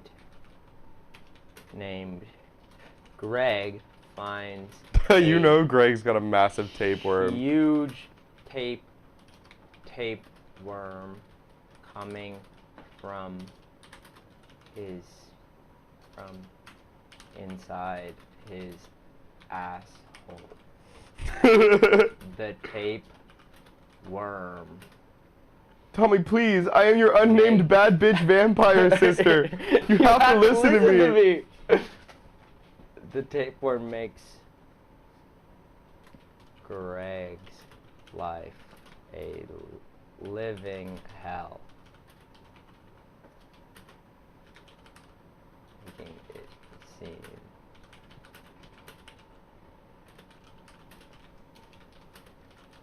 I think it would be funny if like the tapeworm can talk and he has the same exact like he's like talking as Greg.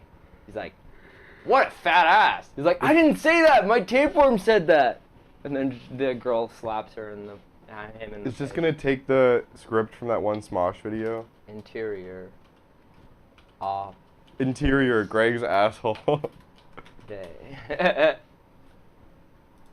He's working at the office. Gordon Hughes asshole. Exterior road day.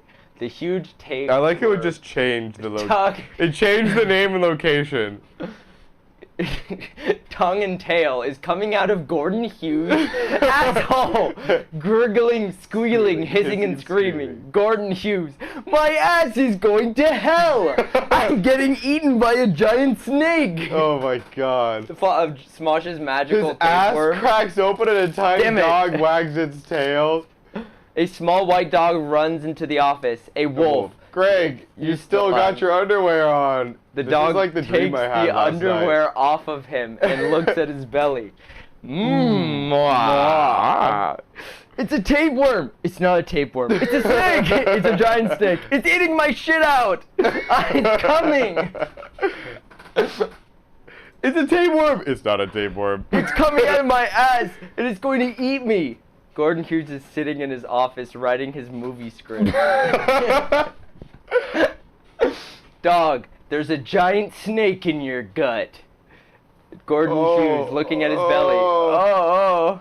Dog, let me bite it. No, you can't do that. I don't want to get bit.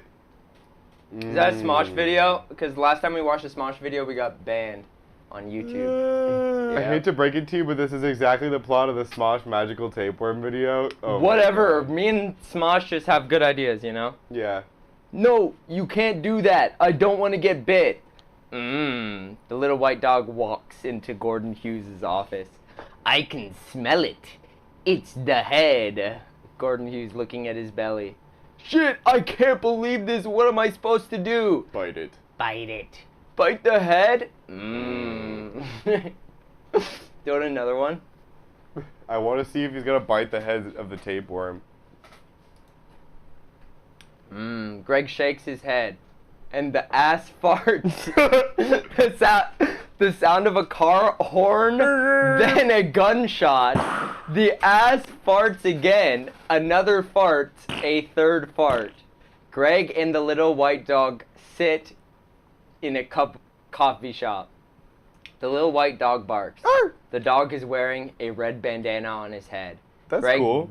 takes a bite of a chocolate chip cookie. The dog runs into the office.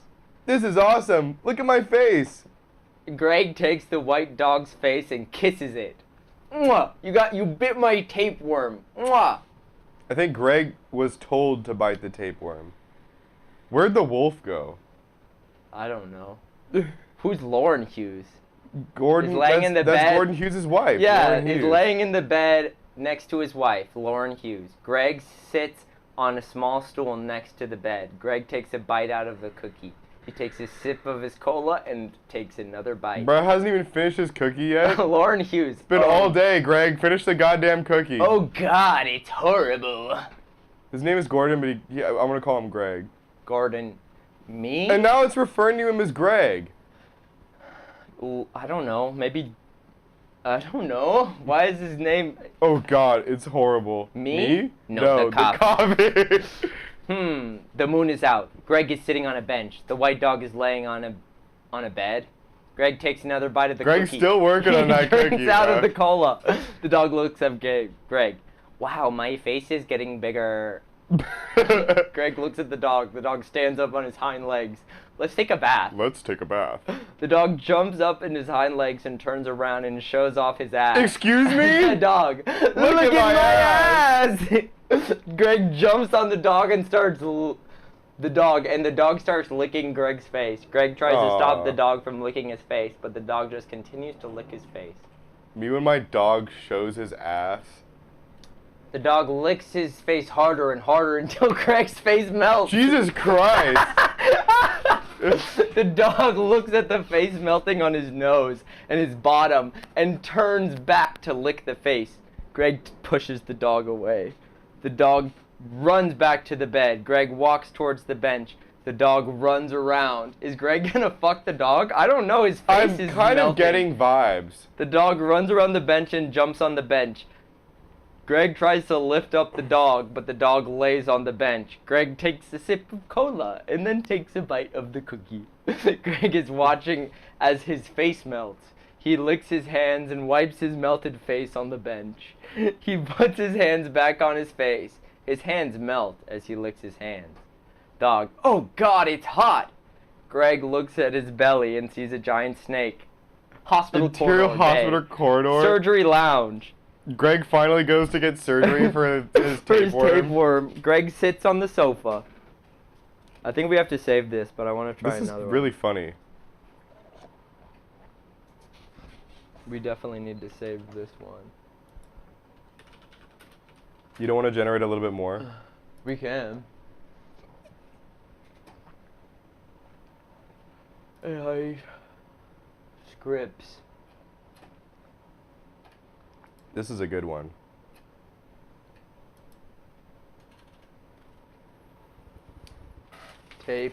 Tapeworm dog. Okay. Let's see what else is going on. Greg looks at the floor. Greg looks up at the doctor. Hello, Mr. Hughes. How are you feeling today? Greg sighs. I think I'm dying. Good. I was hoping you would say that. Can you hear me? Can you hear me? Yeah. But my ass smells really bad. There is an ass fart. Are you There is sure? an ass fart. Are you sure you're feeling okay? I don't think I'm going to make it. I feel terrible. I like how I'm starting to copy your voice. Greg's face melts. He tries to wipe it on his shirt, but his face and hands are melting. He licks his hands and the face melts. This ass snake is really making Greg fucking melt. The doctor, Mr. Hughes, is there something you need? Greg nods. I need my wife. Greg's ass farts. The face melts. The face farts. A bunch of other faces farts. Greg sighs. Are you dying? I'm dying of pain. Greg's farts. A man in the corner farts. The face melts. Mr. Hughes, what about your face? I think I may have a serious case of cancer. Bro, I don't think Greg's you have cancer. face melts. Okay, that's great. You seem really calm. Greg looking at his belly. I don't know why I'm calm. Do you want more of this? Yeah, this is really intriguing. It's kind of staying on track. You conclude with everyone farting and dying. No. We need the face to fart. There's a huge snake coming out of my ass and it's going to eat me. Mr. Hughes, you're not being eaten by a snake. That's just your tapeworm. But it's huge! No, it's not. Greg Greg takes a sip of cola. This cola tastes great. It's really good. Greg takes a bite of it out of the cookie. He takes a sip of the cola. The dog barks. Greg's face melts. His ass farts and then farts again. I like how it repeats things. Mr. Hughes, I think you might have a serious problem. I don't want to die. Why don't you stay alive? Oh, heard. Thanks, Doc. I'm gonna end it here. If it was my decision, I would keep generating it. Because I want to see what else there is. I 'Cause don't. It seems to be going in loops. No, it's not. It keeps changing the, like, location and shit. Okay, we'll go more. Why don't you stay alive? You don't want to die. No, I want to be immortal. Greg's face melts. What? I want to stay alive. I want to stay alive forever. I want to never die. Greg's face melts. His ass ass farts. Mr. Hughes, are you trying to become a vampire? Oh! Greg stares at the door. His melting face disease is because he eats nothing but cola and cookies. Greg says, No. Greg takes a sip of the cola. How do you want to live forever? Greg looks at the door. He takes a bite out of the cookie. I like how sometimes he takes a bite out of the cookie, sometimes he takes a sip of the cola, and sometimes he does both. What the fuck? What the fuck? Yeah, I'm gonna just do. Okay, this is hilarious. You can just do a different one now. We're gonna do tapeworm and just the tapeworm in his asshole. Well, I mean, if you're Man gonna do a and new one, you might as doctor. well just do a new one. Okay, what do you want it to be then? Tapeworm coming from his mouth. No, just kidding. A man is addicted to doing backflips. That's pretty funny. Jonathan is addicted to backflipping. Protagonist is addicted to backflipping. Well, I think doing backflips would be easier to understand. Addicted to doing backflips. Even though he has no clue how to do a backflip. This is really going to confuse it. You're going to fire it away? Exterior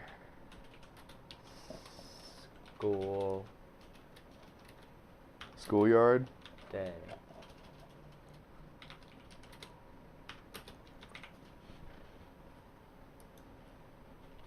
The protagonist is walking around with no destination in mind, skipping school, just like the title would imply. The protagonist is always also wearing blue boxers, because that's all he owns. The protagonist feels a little weird. He's trying to figure out how he feels. The protagonist just needs a few seconds to figure out how he feels. The protagonist's name is James. Is it? Well, I just put the protagonist. Okay. So it can make any name, because I've realized if I put Greg, it's just gonna change the name and then have them both be the same name. James sits. James pulls into his dormitory and checks his room. He doesn't check his room very often, so he doesn't think much of it, but as soon as he's in his room, he hears footsteps coming up the stairs. He checks the door to see who's at the door. There's no one there. He can see the outline of the door. Handle. James pulls out his phone and checks it. He opens his room door and the light from the bathroom reflects on the wood of the floor. James is so startled that he pulls his phone to his ear before he can look back at the door. The phone speaker. James's voice. Hello? A female voice. Please, tell me if you're here to pick up your pizza. What are you talking about? Come on. I left it in the kitchen table for you. No, I don't think that I'm here for pizza. So you're here to backflip! I'm gonna open the door because it's really fucking hot. So you're here to backflip? Huh? No, I'm not here for backflips. You don't get it, do you? You have all that pizza and you're not gonna eat it? I'm not here to eat pizza. I mean, I could eat some pizza, but... Are you gonna backflip? Yeah, I guess so. I mean, it's not like the first time I've tried backflipping. It's just, How'd you learn how to backflip? Okay, I don't know. I've just been, going at it for a while. I'm kind of getting better at it. I wish I could backflip. Huh? I didn't know you could backflip. Oh, yeah, I'm not as graceful as you, though. No, you're definitely not graceful. You fucking suck. There's someone here. I'm not here to backflip. I just want to try to figure out how I feel about. Yeah, that's what you always say. I know why you're here. What are you talking about? I'm gonna change this to see if it changes it. Oh, I can read this.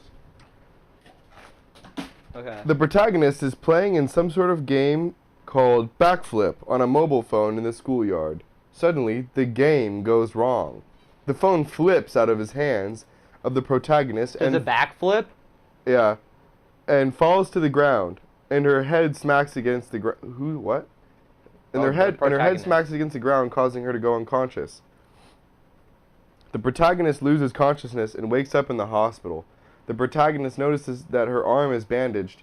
She doesn't understand what happened, so she takes off her shirt to reveal her wounds. Suddenly she's in pain, and remembers that she had just played a game called Backflip with her friend in the schoolyard. The protagonist rushes to the schoolyard to get her phone back. The crowd. A group of young people laughing watch the protagonist run. They see her run and turn away in fear, leaving her behind. Interior schoolyard. The protagonist runs to the schoolyard. The crowd of students are laughing at her. She falls down and gets up again. She rushes towards the spot where her phone is. The crowd of students part to make way for her, But then the protagonist gets into the game room where all the players are sitting on a bench. The protagonist notices that her phone is still there. The player beside her has the phone out on the table playing the game. The protagonist is in the room next to them. Suddenly, there's a knock at the door. The crowd of students all stare at it. Then the door opens, and it's Mom. She says that she came to get the protagonist home. The crowd of students stare in shock as their mother walks in. The protagonist takes her phone, and the mother asks if the protagonist is okay. The protagonist nods and runs out the door and down the hallway with her mother. The crowd of students all follow behind them. As they leave, they're all laughing. Suddenly, the protagonist and her mother go up the stairs to get into their home. To her home. As they go up the stairs, the crowd of students follows them until all the kids are... I already lost interest in this. And nothing's happening.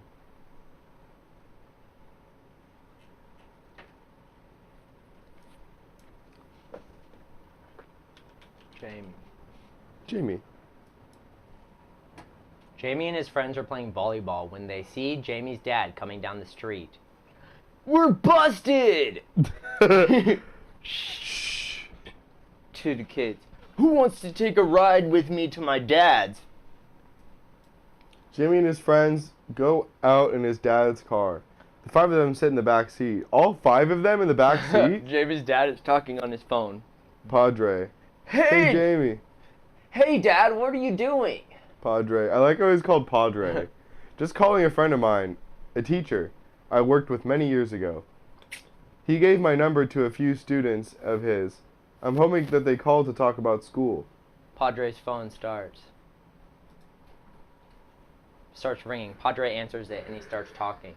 Hey, is this your friend? Padre and Jamie listen to the phone. Yep, that's my friend. I remember him. He was one of my best students. Hey, to Jamie. Hey, your friend and his wife are pregnant. Wow, that's exciting. Did he want to talk to you? Oh, this is going in fucking circles. Okay, what's another one that we could do? I don't know if it understands the concept of being addicted to backflipping. Is addicted to heroin and is in the 3rd grade.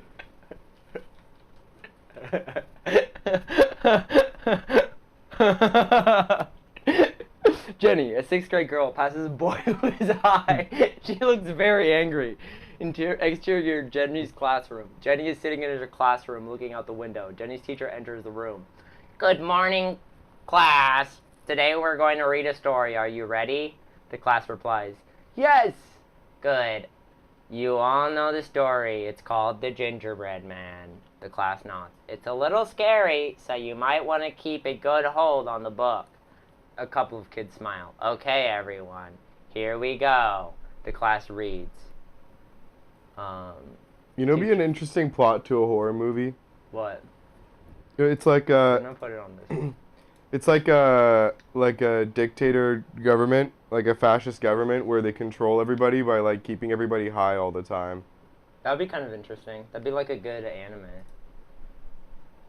I was showing stream anime that I was watching the other day, and it's about a dictator government that it stops everyone from telling dirty jokes and doing sexy things, and they're trying to get chastity devices on it. That's like already a thing. No, I know. No, it's a show. It's sick. In real life. It's a show. It's an anime show. Oh, but it's a thing on chastity devices? Yeah. Duh. Addicted to heroin. Dudley Beckett enters the schoolyard for the first time in over a week. The children are running around, playing and singing a little song. All children, it's time to run. In the front of the schoolyard, the principal, Nicole Gordon. Nicole to Jamie. Do you see that little boy? He can't get enough of it. I think he's hooked. To the children. All right, You children, it's time for your recess. Jamie, I'll be back. The children run off. Jamie, a 10-year-old boy is obsessed with heroin. Jamie's bedroom has posters of the cast of Screaming Blood Farm on it. Oh, I love that. Screaming Blood Farm? That's my favorite movie. Yeah, it's my favorite band. Jamie is in his bed writing a diary. Nicole enters his room. Hey, Nicole. How are you, Jamie? I don't feel so good. You're not ready for your recess, are you? Jamie is not ready for the recess and runs to the bathroom and vomits. My mom's sick. I gotta go home. Jamie runs out of his school with a trash bag full of stolen food and goes home to his sick mother. Nicole enters the room. I hate school. What? I don't know. We're gonna do another. I'm a kid like you. Jamie, I know you are. A kid like me. A kid like me. I'm a kid like you. So I'm in 3rd grade at this school on this day, and a bunch of kids who all end up like me. I've been using a whole lot of heroin. I'm gonna KMS at the end of this school day. What? Why is this? And this one kid who likes a lot of weed and some blow is going to be in the 3rd grade as well, at the same time I'm at the same school I'm at. And he, who might as well be me, says, I need to tell you something. Wait, no. I have an idea. Okay. An elementary school where how much drugs, where the amount, yeah, I think the horror movie thing is throwing it off. of drugs you use. This is too complicated, especially with the You horror know, movie. like the no, I'm gonna change that. Write a movie script. What did they say for the gambling one? The gambling anime, where it's like the more you gamble, the higher rank in school you are. You know? What about that? But like the more drugs you do, the higher your grade is in school. Yeah. The amount of drugs you use determines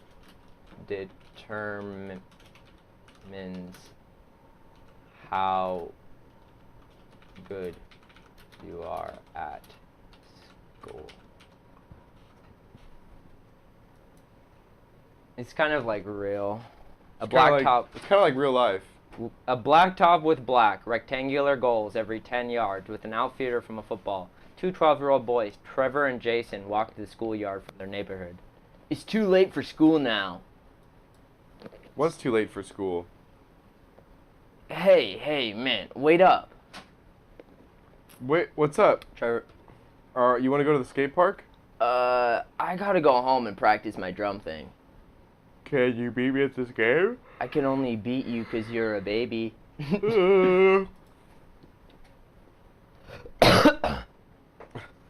I'll get it from you next time. You know they only let a person with a certain score into this thing. I was beginning to think I'd never beat you. What the fuck? We're gonna go this one. A group of 5th graders just walking around school on a Friday afternoon. They're heading over to a local park and play some games and celebrate the last day of school. The park they are going is about 15 minutes away from the school, so they walk for a while. Suddenly, out of nowhere, they see a small car coming down the road. The driver of the car swerves over to a sharp turn and starts speeding through the city. The car comes to a sudden stop in front of a group of 5th graders. Out of the car comes one of the 5 5th graders that was in the group, but is now about 16 years old and has short black hair. As the man steps out of the car, you can see he's holding a gun and pointing it at the kids. With each group of kids he shoots, and what? No. We're not doing that. You should write a movie about a guy who's addicted to eating sand. A man is... Billy loves eating sand. Billy can't stop himself from eating sand.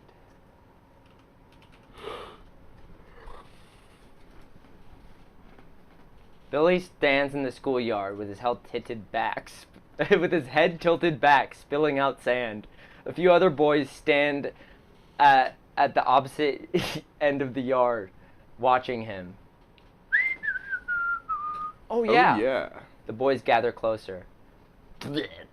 And now I'm all sand. I'm gonna have to go to a special place. A group of girls walk by. Billy follows them, watching them curiously. Camera overhead. Billy's POV from the camera behind him, looking over his head in the group of high school girls. A girl looks at Billy and her eyes squint at the camera, causing the girl behind her to glance up away from the camera. The fuck? I kind of like the idea where, like, everyone is addicted to... He's a Minecraft streamer called Wilbur Suit. Funny, funny, funny. Billy is in high school. Is that a real thing? I guess so, I don't know. I think it's a meme. I don't think he actually eats sand. Is in high school. He has a crippling addiction to... What's like... Can you click that link?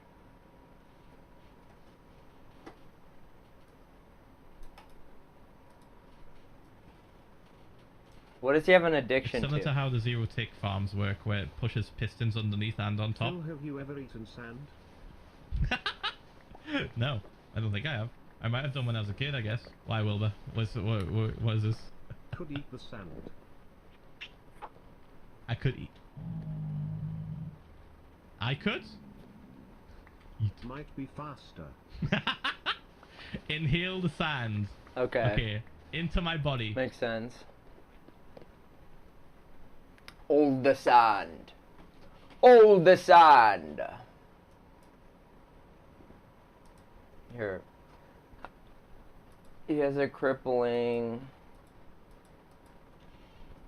addiction to Oxycontin. Is that too real? I don't want to make it like too real. I want it to be like goofy enough. That's why I was like a fucking third grader who's just like shooting up on the playground. Here, let me write it. I want it to be like an anime, like where it's like what those schools. You know how there's like an anime for everything, where it's like a school, but it's based off of how lucky you are. A school, but it's based off of how much money you have. A school, but it's based off of your Pokemon card stats.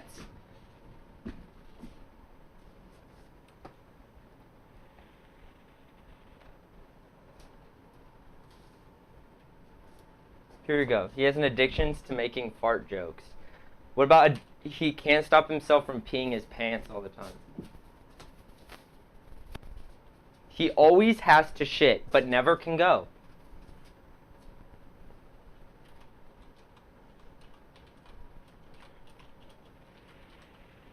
Oh wait. Billy is at a school. Billy goes to a high school that judges its students based off of fart jokes. You know? How about this? Billy attends. Billy is a student at a school which requires all students to be high while they are on campus.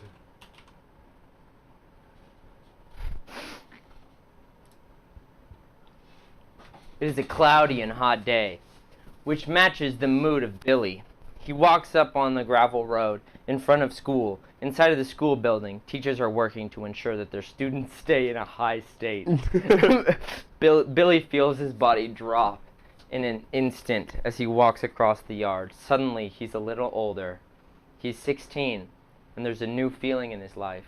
Interior, front yard office day. The school principal is waiting for Billy. He looks on his student. He looks on his student walks He looks in. on as his student walks in. As the student walks in. We want you to stay high, Billy. Your friends aren't the only ones who can keep you on your feet. Billy takes a seat and nods. He feels the drug take over him as his head falls forward. Interior Billy's apartment day. Billy's mom is cleaning up his room. Billy is walking in. He is now a teenager. In a dark room with two other teenagers who appear to be drug addicts. It's no use. I'm going to have to get high just to function. Tina, it's not that bad, Billy. The effects will wear off in a few hours. I still have to do my school. I still have my schoolwork to do. The teacher already gave me some extra credit because I missed a test. No, it's not important. This is not important. What? No, this is not important, Billy. I was Tina. No, Tina? this is not normal. This is not normal. Sorry, I thought that said important for some reason. I need to get high. It's just part of my life now. You're not going to stay high, are you? I have to, Mom. I'll be back before you know it. You're not going to stay high. I have to. It's just been 3 weeks. This is as long as I can keep it under control. I have a chemistry test tomorrow. Interior day. We want you to stay high, Billy. Go down. Billy is walking into the school building. He is in a high state. Teachers can barely keep with his level of physical activity. He walks to the school gym. He has a test with a group of kids. He can barely think, but barely notices his classmates. He's in a world of his own. It is a world where he is 16 and his life is and has a life of his own. His friend John is asking, "What's the matter?" I'm not high. I just want to do my schoolwork.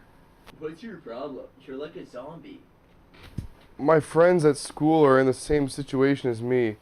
Everyone else is high, but I'm too sober. I don't think I'll be able to pass this test. John is listening to what Billy says, then makes a plan of action. I know where I can get the stuff. He has to get super high so he can pass this test. We can get some before we go into school. I don't want to get high. I have to do this and do it right. Billy, we'll all get high. It'll be fun. I can't keep this up. I can't get on the field. Billy, you have to get on the field. We have to pass the test. We have to work together. We have to be high together. Are you gonna get kicked out of school? You're gonna get kicked out of the school. I have to try, Mom. I'm the only one who can pass the test. I don't care what you do, Billy. You are going to stop this right now. I can't. I have to keep going. And just do the fart jokes. Do like the tests are based on fart jokes. The only thing taught in a school which it only teaches fart jokes.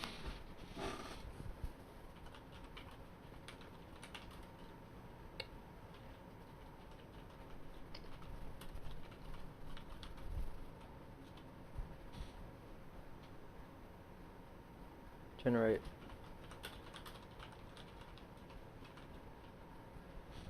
Generate another.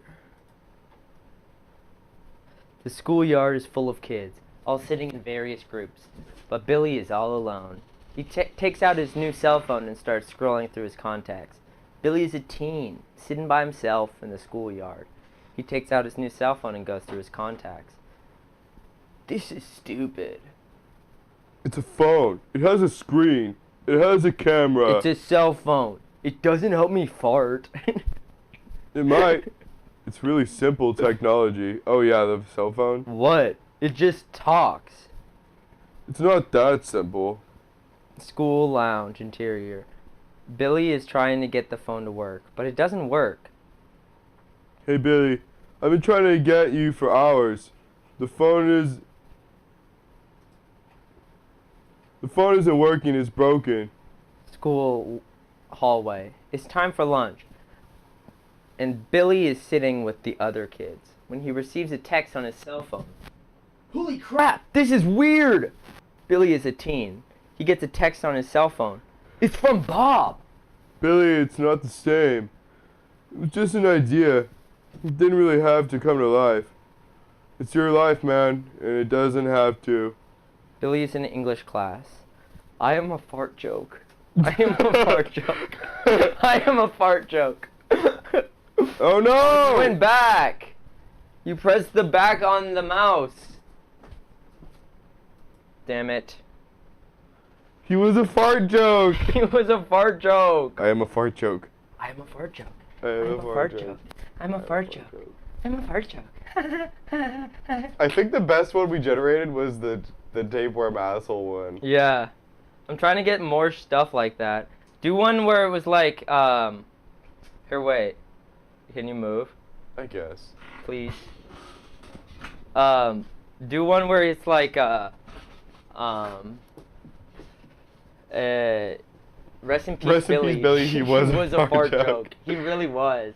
I am a fart joke. Right? I am a fart teen joke.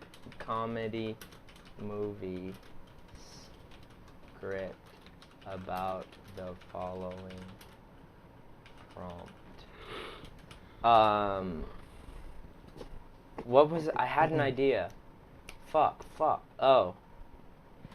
It is John's first day at school. And he didn't have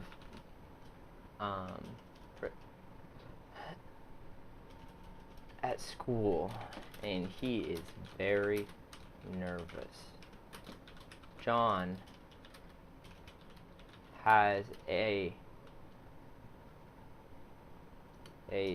disease that causes him to only talk about things that come from human bodies.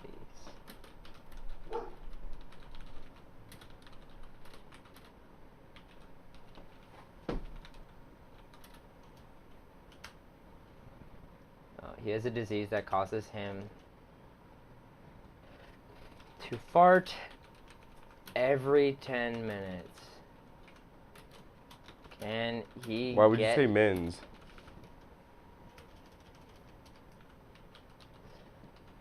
Fucking dumbass.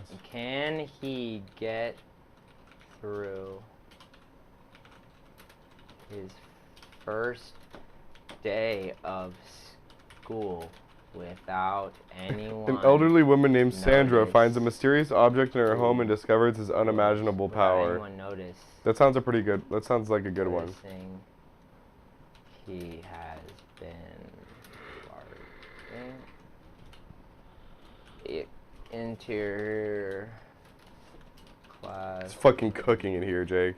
I know. I don't know why. I have everything open.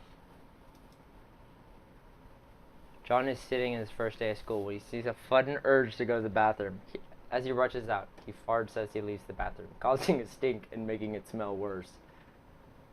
Oh, fuck. Smooth sounding music. Farty John! Farty John walking out in front of the classroom. John walks to the front of the room and takes his seat. Teacher shocked. John, you farted in class today. I'm sorry. What did you eat? I've been eating really healthy lately. You should have told me sooner. This is a problem. We all fart, but you're the only person I know that has to tell everyone every time. No one should know about it. No one should know about it, or they will think it's disgusting. I have to tell someone all the time. I'm sorry. I hope it's not embarrassing. I understand your situation. I will not punish you. You were only sorry. Sorry, John. Sorry, John. All right, class. Do you have any questions for John? Who farted? No, I don't know who. Okay, well, we have a little project for you guys today. Awesome! Awesome! We have to do a group project. We're gonna do a movie. Great. What kind of movie? Are we making a movie where we all watch with each other? Yeah, and will we have our friend John write it?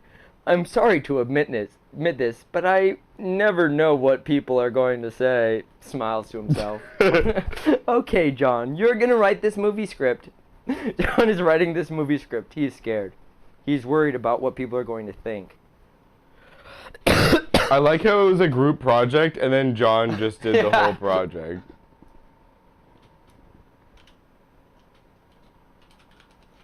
Here, wait, I'm gonna do Jags.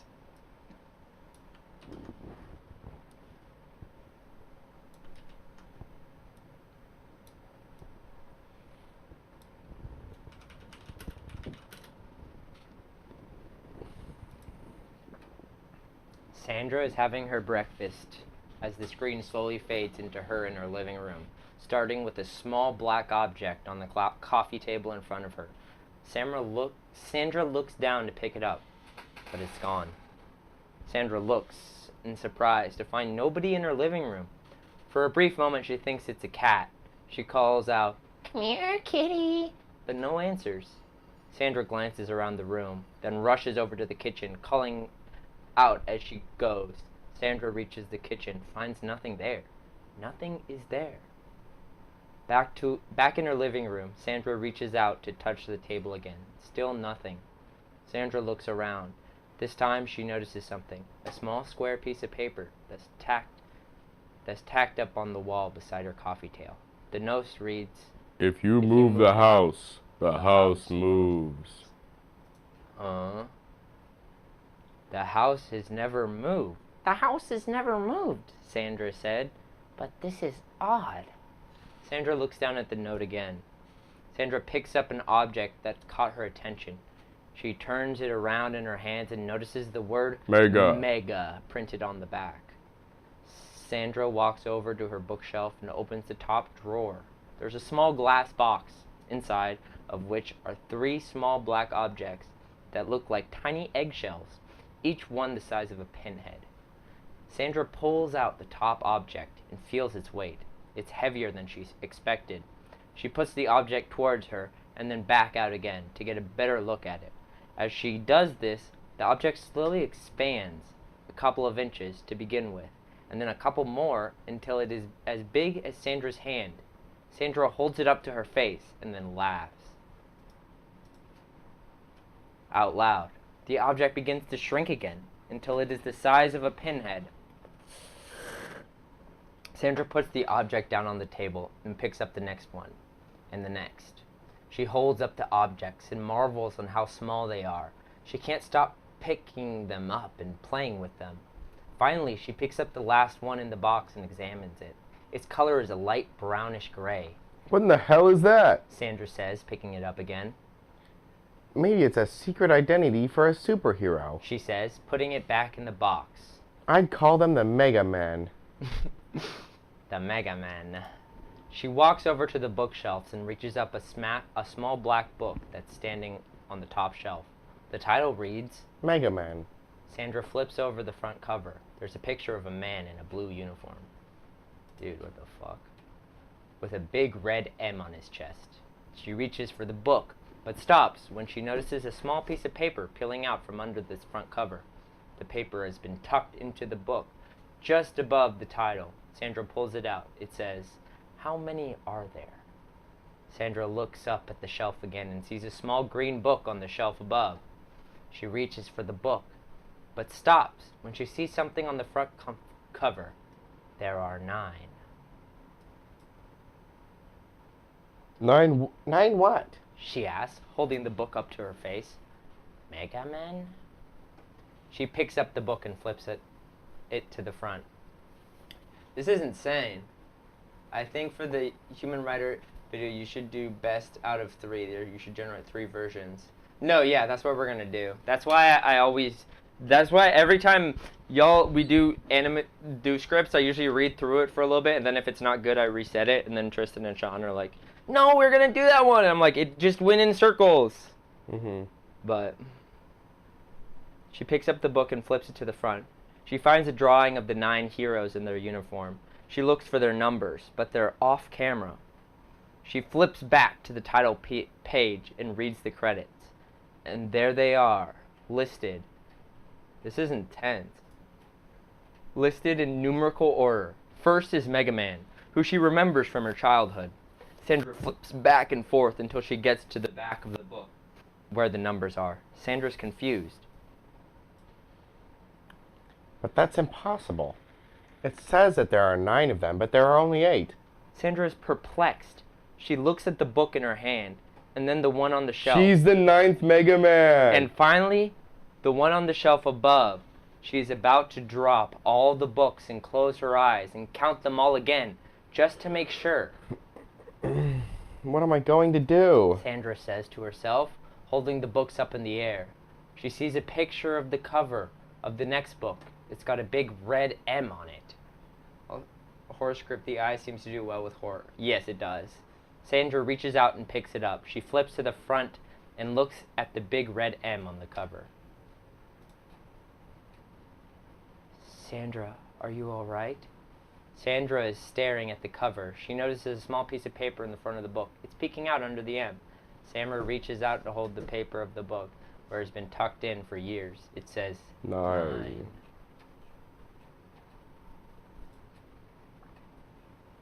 How many is that? She says, reading the paper. That's impossible, she says, and throws the book at the wall. She then picks up the book. The cover reads 9. Sandra picks up the next book, the one with the big M on the cover. She flips to the title page and reads the credits. Sandra is horrified. They're all wrong, she says. I can't believe it. She flips to the back of the book and notices the numbers again. There are only 6 of them. She's about to throw the books at the wall when she thinks better of it. Sandra reaches out and gently picks up the book. She turns it over. It says 9. Sandra looks over her shoulder. The door to her kitchen is open. A shadow appears and then disappears. It looks like a man in a dark coat. Who's there? Sandra says, looking at the door. You are. She picks up the phone and dials. 9. 9, the voice says. Sandra looks around the room again and sees that the objects have started to shrink. They're getting smaller by the minute. She picks up the last one and looks at the word on the back of the box. It says 6. I have to do something about this, she says to herself, and as she gets up. Do you want to continue? This isn't kind of cool. From her chair, Sandra walks over to the bookshelf, pulls out the top shelf book, and looks at the picture of the cover. The cover says 6. Sandra walks over to the coffee table and sees her coffee mug there. She picks it up and looks at the side of the mug. Oh my god. Sandra, the mug says. Sandra looks at the mug, startled. I'm sorry, the mug says. Sandra turns the mug around on the side that is blank. Where's the side? I'm not a coffee mug, the mug says. I'm a book. Sandra is confused. The mug points to the book on the shelf behind her. The book that says 9. 9, it says, pointing to itself. Sandra I'm not a coffee mug. I'm a book. About to fall down from shock. Sandra! The mug says. I have to go. Sandra says, and starts to walk towards the kitchen. Wait! The mug says. Sandra looks back. The mug points to the number 9 that's printed on the coffee mug, and it says, that's you. I knew it. Yo, what? I knew Sandra was the 9th Mega Man. Sandra is astonished. Yo, what is up, Keck? What's up? We're reading a fucking insane fucking story right now. Thank you. Y'all are hilarious. No, you. You're hilarious. How do you know that? I can read. I can read, the mug says. You drink coffee every morning. You are a book. Sandra is still staring at the mug. The book is a book. It's printed on the cover, the mug says. How do you know How do you know what I'm saying? Sandra asks. I talk, the mug says.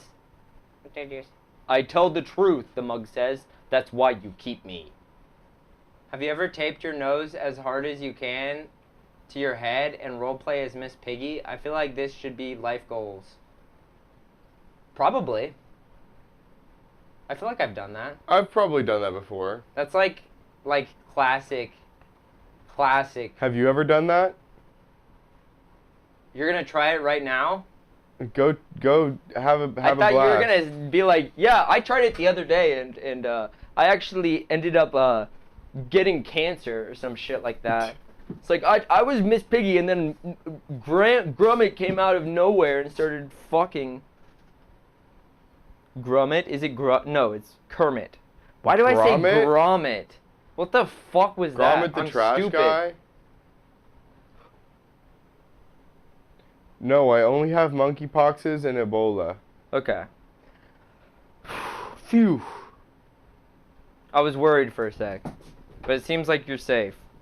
Yeah, at least you don't have Miss Piggy disease. Yeah, Miss Piggy, the swine flu? Ugh. Miss Piggy swine flu? Ugh. I tell you the truth. Do you want to continue this? This is insane. That's why you keep me on the coffee mug. Sandra nods. The mug points to the cover of the book. It says 6. That's right, Sandra says. She turns and leaves the room. Living room day. Sandra walks into the living room and sees a small black box lying on the table. It's as big as the coffee mug. The front box is a picture. This is just doing it the same. I don't... Holds it to her face. I'm the only one who knows the truth, she says, then drops the box. I am going to get rid of it. Sandra goes to the kitchen and looks at the cupboards for a box to hide the object in. I just don't know what to do, Sandra says to herself. My bussy as Miss Piggy be fluffed. Who the fuck? What? My buzzy as Miss Piggy be fluffed, yo. Dude, that's my bussy every single time it's Miss Piggy, dude. KKLW got that Ebola. It's pussy. Keklelw. Keklelw. KKLW. It's like when you got that Miss Piggy Ebola bussy. Monkeypox. That swine flu bussy. Do you like this one? Do you want to continue it, or I feel like it's getting kind of boring. Huh? This one's boring. It's getting boring. Undeniably, gotta get some of that, yo. Is English your first language? Nah, he's just trying to get some of that Miss Piggy, dude. Sometimes it clears your... Have you ever seen that Miss Piggy bussy, and you're just like, I gotta get me some of that hoe. You know? Like, that's never happened to you. PhD in English, yo. Don't worry, I got you. Okay, bet. Okay, cool. See? No, exactly. It's just like, I have a PhD in bussyology, so I know how the bussy can affect somebody's English, you know? Yeah. So, yeah, I have a pussy heat degree. Uh-huh. And, yeah, it gets you off and gone. It gets you gone and good. You know what I'm saying? Mm-hmm.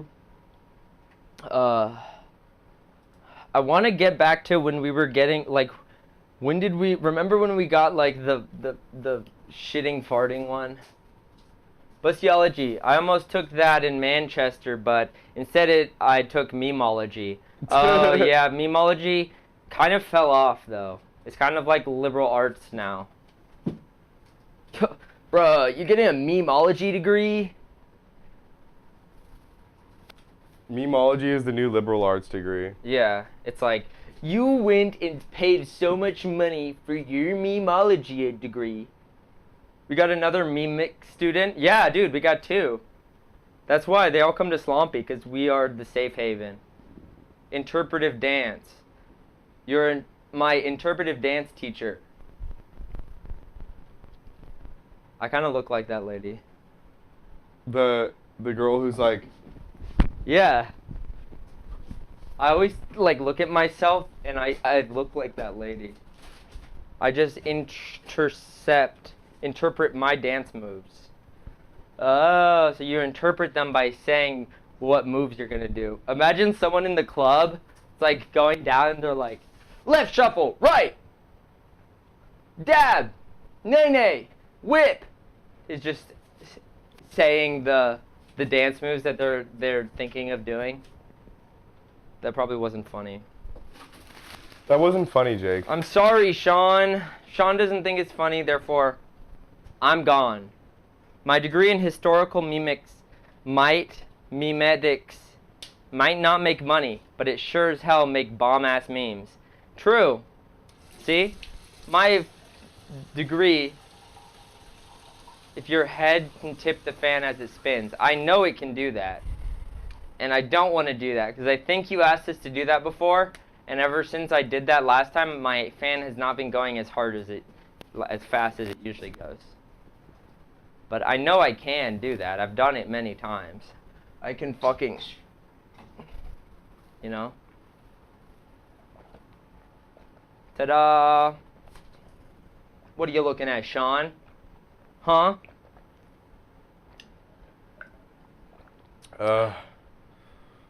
What caught your No, last gaze? time I was here, you put on 1,000 pairs of sunglasses. Yes, I remember that. That was a legendary. I have that. I literally have that video. That was a pretty legendary bit. That was a legendary bit, but now we don't have the fucking sunglasses anymore.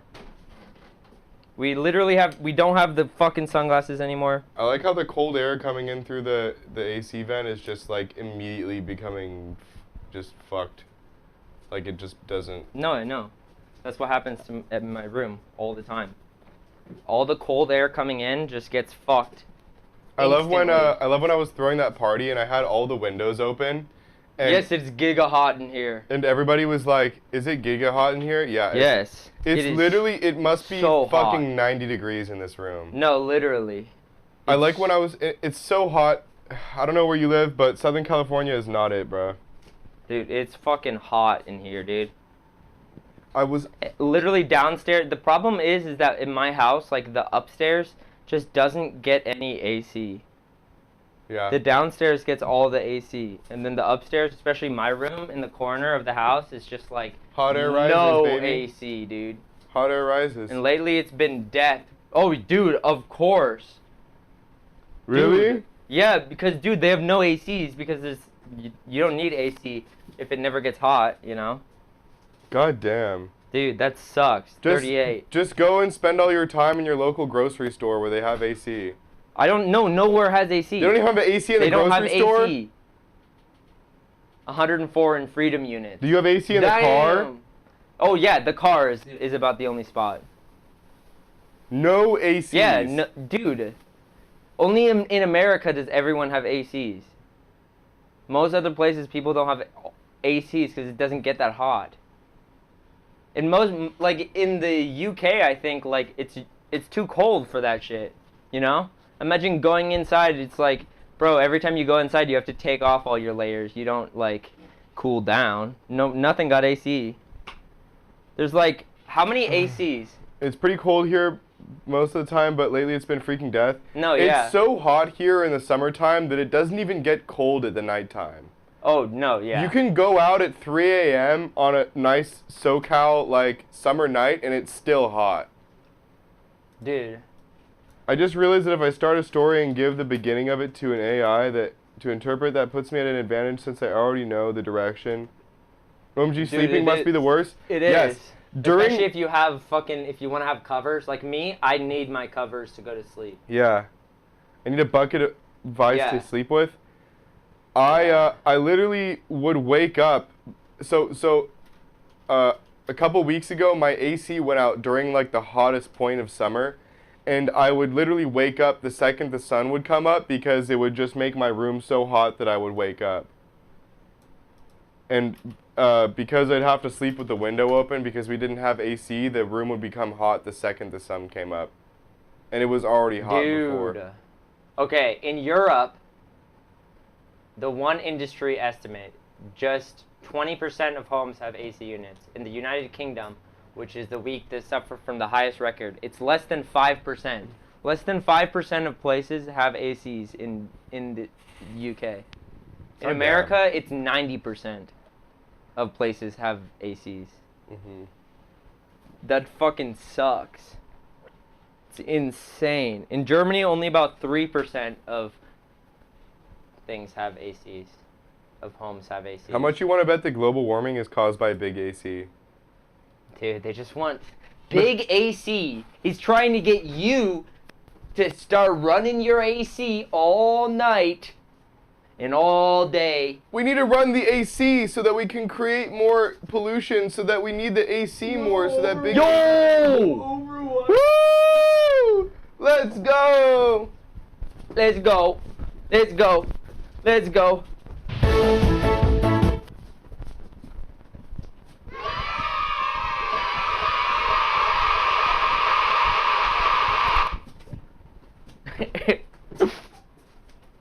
Top dance moves. Oh, don't slap the shit out of me. That's me slapping Sean. Jake almost nay-nayed me out of existence. I'm gonna nay-nay you out of existence. I'm interpreting them from here. You better fucking interpret these dance moves. Okay. Interpret this. I'm gonna give you some dance moves. No, not that part yet. Dude, you can't just start the interpreting with that. Bro, not even Dude, gonna lie. Interpret this. I can't even twerk, bro. Okay, you know what I said there? It's about Sean. Yeah, you get it? Don't talk about me like that. Sean, you interpreted that, right? He fucking said... You're saying it again. You're calling me a rotten stinky bitch. And I really don't like it. Say... Sean just said, I'm gonna show you my pussy for more AC. Yeah. Honestly, true.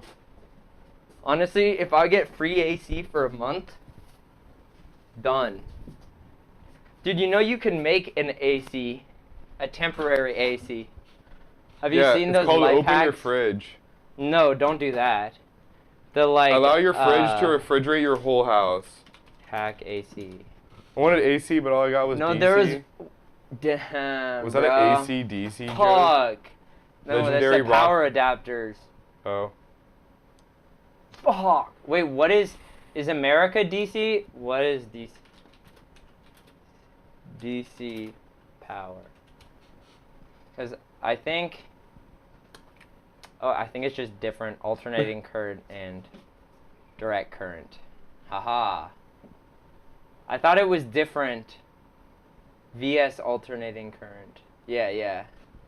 I thought it was something like, because I thought it had to do with the different fucking things you plug into the wall, like in certain parts of the earth.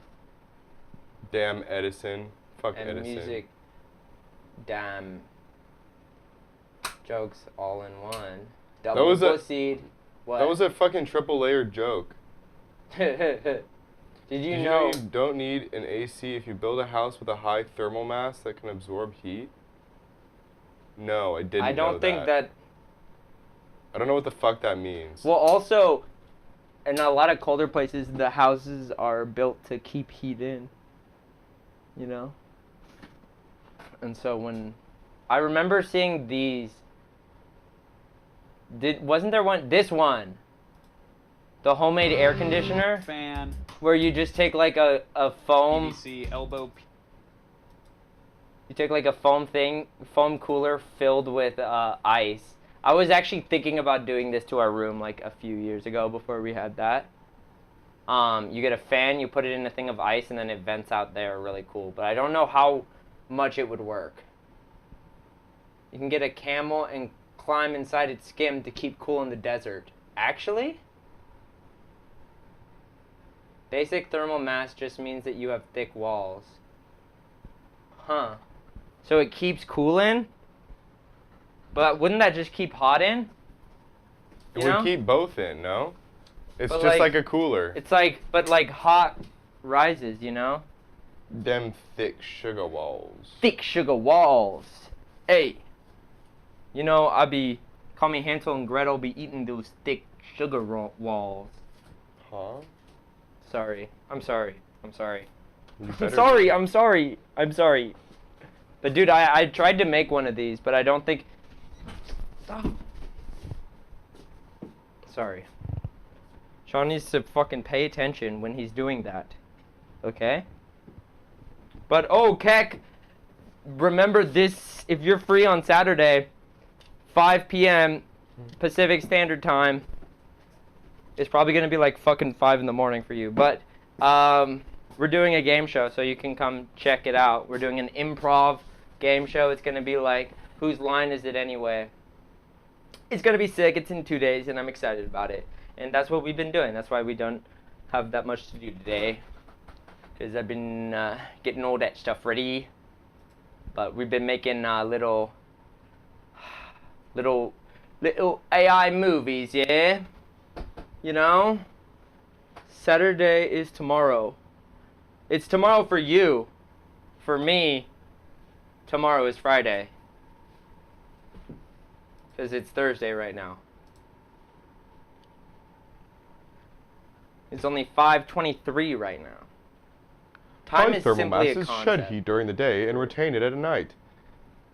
Same reason why I always... Same Oh. temperature underground in caves and mines. Is that why the fucking night... Is that why the ocean is warm at night and cold during the day? You know what I'm saying? Something like that, yeah. Isn't that true? I remember somebody trying to challenge me on that, and then it was real. Ocean cold Yeah, it's the same concept. day and warm at night. Yep, ocean effect. I remember learning that during the day, and wet is dry during the day? Huh. I never knew that. The entire ocean dried up during the day and then gets rained back down during the night. I wonder how the salt works then. A guy goes in the morning with a really big bucket before anybody goes to the beach, and he fills up the ocean really quick. Oh. So nobody sees him ever. Dude. They call him We gotta get an interview with that guy. No, you can't. Why? Because he's just not going to show up. But then the ocean will be empty. Well, he's going to still do the ocean thing. It's just he's not going to come do an interview. But what if I just like go where he is? He's busy gathering water. I mean, I'll help him gather the water. I just want to like film it while we're doing it, you know? I can be in the ocean. I can help with the ocean. He runs his sink all night to fill up the bucket for the ocean. That's why California is in a drought. Yeah. It's just because of this one guy who's just running all the water. It's a big bucket, yo. How you gonna fill an ocean-sized bucket? I don't know. I can help him. We would find out if we could interview the guy, but he's... Yeah. I mean... But he's so fucking, like... elusive. Yeah, like, dude, we get it. You fill up the ocean. Like, okay. Can I see? Can I... What about the guy who brings the sun around? I bet you it's a pretty big bucket. Oh, dude. Oh, it's like the Harry Potter tent, but a water bucket. Okay, that makes more sense. That makes a lot more sense. It's like that one Thor thing where he drinks the whole ocean. Have you not heard that mythology thing? Thor drinks the whole ocean? Not the whole. He drinks like half the ocean in like a contest with the ice giants. He could cure world thirst, but instead he's like, nah, just mix in a little salt. Yeah. He's like the guy from Home Alone, you know? Who puts the salt out on the road, and all the kids are scared of him. And then eventually he turns out to be like a really nice guy. And he's just like trying to help. Cure world thirst. It's especially hard for him I've never heard that before. Everyone talking about world hunger. What about world thirst? Honestly, there's a lot of world thirst. Exactly. It's especially hard for him because he doesn't have a car, so he needs to bike all the way to the beach from the mountains while carrying the ocean bucket. How have I never seen this guy? At least he doesn't have to bike back up the mountain with like the full bucket. True. At least it's empty when he goes back. We're creating a new religion? What do you mean? That we're not creating anything. We're just telling you how it is. There's a lot of thirsty people online. I think we might be creating a new religion right now. I know, buddy. That's how you make some money. There is a lot of thirsty people online. We gotta cure all the thirsty folks. Tell me this. I will tell you. I'll tell you this. Why is there so many religions about a man in the sky, and not one about the sun? There is lots of them about the sun. They just all were genocided by white people. Legit gives us all your sources of life and energy where we are like, no thanks, I want man. I'm pretty sure that Allah is like Allah is just God. Allah is the sun though. No, I don't think so. I think so. It's the same God. Can you look up, is Allah the sun Allah God? is the same God as the Christian God. It's just a different No, prophet. but Allah was the God of the sun, and then he came to Muhammad and was like, I am the only true God, the God of the sun, Allah. Because before the Prophet Muhammad, Islam was like... We're going to make, don't worry, Allah as lunar deity. That's why you can't draw a picture of Allah, as it would damage your eyes. Oh, I thought you couldn't draw a picture of the Prophet Muhammad, though. So Allah is the sun God, right? God in Islam. Oh, the moon god? The moon god. Oh, I'm fucked up, sorry. You thought it was the sun god? No, the moon is cooler. You can't have depictions of any god in Islam. Oh, really? Because it would... And that makes sense. Because it would fuck his image. Because it would blind you, because every god is just bright. You know? Because if you went to the moon, and you stared at the moon, like right next to the moon, you'd probably hurt your eyes because the reflection from the sun, you know? So probably even if you draw the moon, draw images of any religious figure, including prophets or gods. So what did Muhammad look like? Just a dude. Can you just look up Prophet Muhammad? No, there's a whole South Park episode about the Prophet Muhammad and like not drawing him, and he was like blacked out. It was some fucking weird shit. Humans and jinn. You can draw angels, humans, and the jinn. What's the jinn? Jinn. Slompy Islam episode? Slompy Islam Slompy goes deep. Slompy gets religious. We go through every single religion and we convert to that religion. Judaism would take like a year. It's one of the hardest religions to like convert to. Dude. Let's find some sun gods then that we can worship. Time to sleep. It's past my bedtime. Stream in my time zone, damn it. These streams are so chillin'. Aw, thank you. Well, we were streaming earlier, but yeah, I'm sorry. I'm glad that you think our streams are chillin'. We're usually live around 1 or 2-ish PST. So what would that be?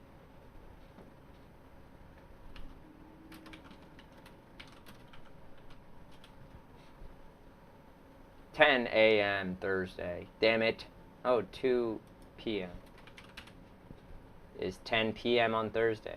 That's why I want to start doing it at 12, because then we'll get to our UK viewers at like 8 or 9. I will dream of the man who fills the oceans. Good! I set you, lonely traveler, to seek the man who fills the oceans. Ah, you have been blessed by those who fill the oceans. Let us know if you have any like... You've been blessed by the god of the sun. Let us know if the Soul. Man who fills the oceans brings you any like prophecies in your dreams. Yes. Foretells the future. I'm the man who lights the sun every morning. I light it on fire with my lighter. With your Bic lighter, you light the whole sun. Thank you, High Prophet of the Sun. Of course. I'm always here for you. Dream great thoughts of the ocean being filled. All you have to do is move your arms like this and you seem like some religious figure. I shall bring back the wisdom of the sea filler. Please do. Ask him, where does he keep the fishes at nighttime? Do they all die? Yeah, that's true. No, they just go in the bucket. Or do they all go in the bucket? Well, oh wait, where does the... Well, he fills the ocean, but but how does he take the water away? Does it evaporate, maybe? Does he just put it all back in the bucket? No, because he gets the water from his sink. He Yeah. fills it all night. He fills it all night, and then when he goes to sleep all day. With You know? And the water just evaporates because it's so hot. Yeah. He gets really big straw. Oh, he sips it. He gets a really big straw. Right. That He makes goes, sense. Okay. Well, good Sure. night. We love you. Hopefully you can be here on Saturday. It'll be a little late for you because we're going to start around this time, but either or, we'll see you on Monday then. Hopefully we'll start earlier. Thank you for coming, Keck. Love you. Good night. You have a great one. Have a good night. Thank you for subscribing, Keck, and thank you for having a good time, you know? Just as long as you have a good time. That's Thank all you that for the matters. subs. Yeah. Big appreciate Big it. preach, dude. What are the jinn? Let's see. What is popularity this? of movies like I This feel like Is once Alive. every few months we go down like a religious rabbit hole. Yeah. The jinn or genie has become a mainstay creature in the West. Oh, it's a It can be genie. found in books, films, video games, and all kinds of media. Oh. These beings, perhaps most famous from their frequent appearance in the Arabian Nights or 1001 Interesting. Nights, Interesting. have a long and Hmm. interesting history in the Middle East, one that is intimately connected with the Goes out religion is of because Islam sometimes he and forgets the to refill the pre-Islamic sea and the water folklore starts of to the dry Arabian up. Yeah. Peninsula. Wait. Does that mean we can just talk to him and he'll stop with the rising sea levels? He'll just start like filling it up less? No, that's because global warming. He actually doesn't. Oh. He can't control that. Oh. Yeah. Damn it. That's like it. You have to talk to a different guy for that. Is that global warming? God? Yeah. Yeah, the guy who just lights. It's Jeff Bezos. Jeff Bezos, yeah. I thought so. Fuck! God damn it. Jeff Bezos is the So, god of global for our warming. 2020 edition of Shocktober Exactly. videos, let's explore the mysterious world Unbelievable. of the jinn. I can't fucking believe it. Joe Rogan. Actually, Donald Trump is the god of global warming. Why the fuck I wanted to No, bring back he- fossil like He coal. doesn't believe in the god of global warming. Yeah, you're right. He has seen him, but is convinced he doesn't exist. Shocktober. Do you want me to roll a J? Sure. Should I go right now? Sure. Do you want to end? Kinda. Yeah, it's a little hot. It's also 5:30. Yeah. Do you have anywhere to be? I'm gonna go to a party later. Oh, damn, another party. Yeah. Sean, the party master. I'm only gonna be there for a bit, but The party guy. I would like to attend. No worries. Then we're going to end the stream for today. Thank you guys for being here. We will see you on Saturday. You got Saturday off, right? I had to get Saturday off. Yeah, it's our thing. I'm not gonna be able to get it covered. You're joking. Good thing I already got it off. To the concept of wealth and its consequence, human industry angered the sun god who heated up the world until the ice caps melt. Yes, that is the story of Do you wanna Jeff Bezos. do you wanna step on my back again? Okay, you take your mic off and stuff though, and turn it off. Okay. Turn off the mic. Yes. The bucket man still does his job even though the seas are no longer drying up at night. No, not the bucket man. The lone bucket man who fills the sea every fortnight. Every time Fortnite drops a new season, he goes and fills the sea with lots of goodies, putting new treasures in. They're saying that one time he got really mad and made the Mariana Trench just because he had too much water on his hands, so he needed to fill it up, you know? Do you just not have a trash can in your room anymore?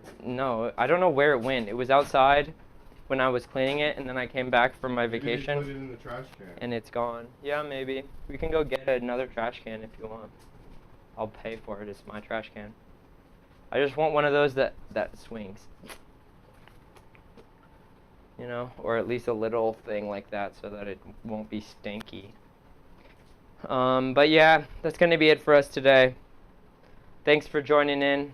It's like a 3.5 hour stream, so that's pretty good. Pretty good, yeah.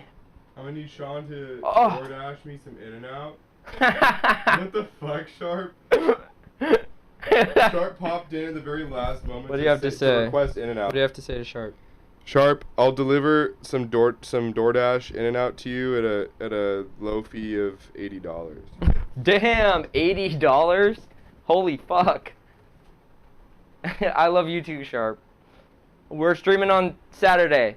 If you want to be in it, no worries if you can't. You can, Oh, yo, Sharp should totally be on. No, I asked him. Did he say He said he might be good. He just doesn't know exactly what's going on. You know? You're down? Fuck yeah. You gotta have your camera on and stuff. It's gonna be like an improv, whose line is it anyway kind of stuff. It's just... Hell yeah. We're just doing simple improv games. Like, trying to freestyle, trying to play characters. Yeah. With, like... We have a whole bunch of games around in that same, like, sort of vein of improv. Yeah. You don't need to prepare, you just Yeah, have to... no preparing. Just show up. And we're gonna have fun with a bunch of other contestants, so... It's I just a can't whole bunch of, fucking like, wait. A whole bunch of, like, random people that we used to talk to in school. And just, like, people who we know online and stuff. People who we know, yeah. So, hopefully it'll be fun. Well, I just wanted to chill. Yeah. Yeah, I mean, you don't have to be on. You don't have to be on, you can chill. Yeah. I'm already nervous. There's no need to be nervous, bro. Literally, like, everybody, nobody is prepared. You're probably more skilled at improv than anybody else. No, who would literally. show up, yeah. Literally, like, it's literally just make everything up on the spot, kind of. Just gonna Like, soak up all the fan here. don't fucking worry about it. Nobody's prepared. We're not even fully prepared. So, I don't know, but speak for yourself, Jake. I was kidding. I'm I'm prepared. fully fucking prepared. Well, yeah. I'm not as prepared as I wanted to be, but you know what? Gotta make it happen. Okay. See you guys on Saturday night. We'll hit everyone up who's coming on Saturday beforehand, like that morning, and make sure that they join into the call at least around an hour, 30 minutes before the stream starts, and we'll just talk and get to know each other and chill, and then get it started. Yes. Make sure everything works and get it started. Later. Love you. Peace out.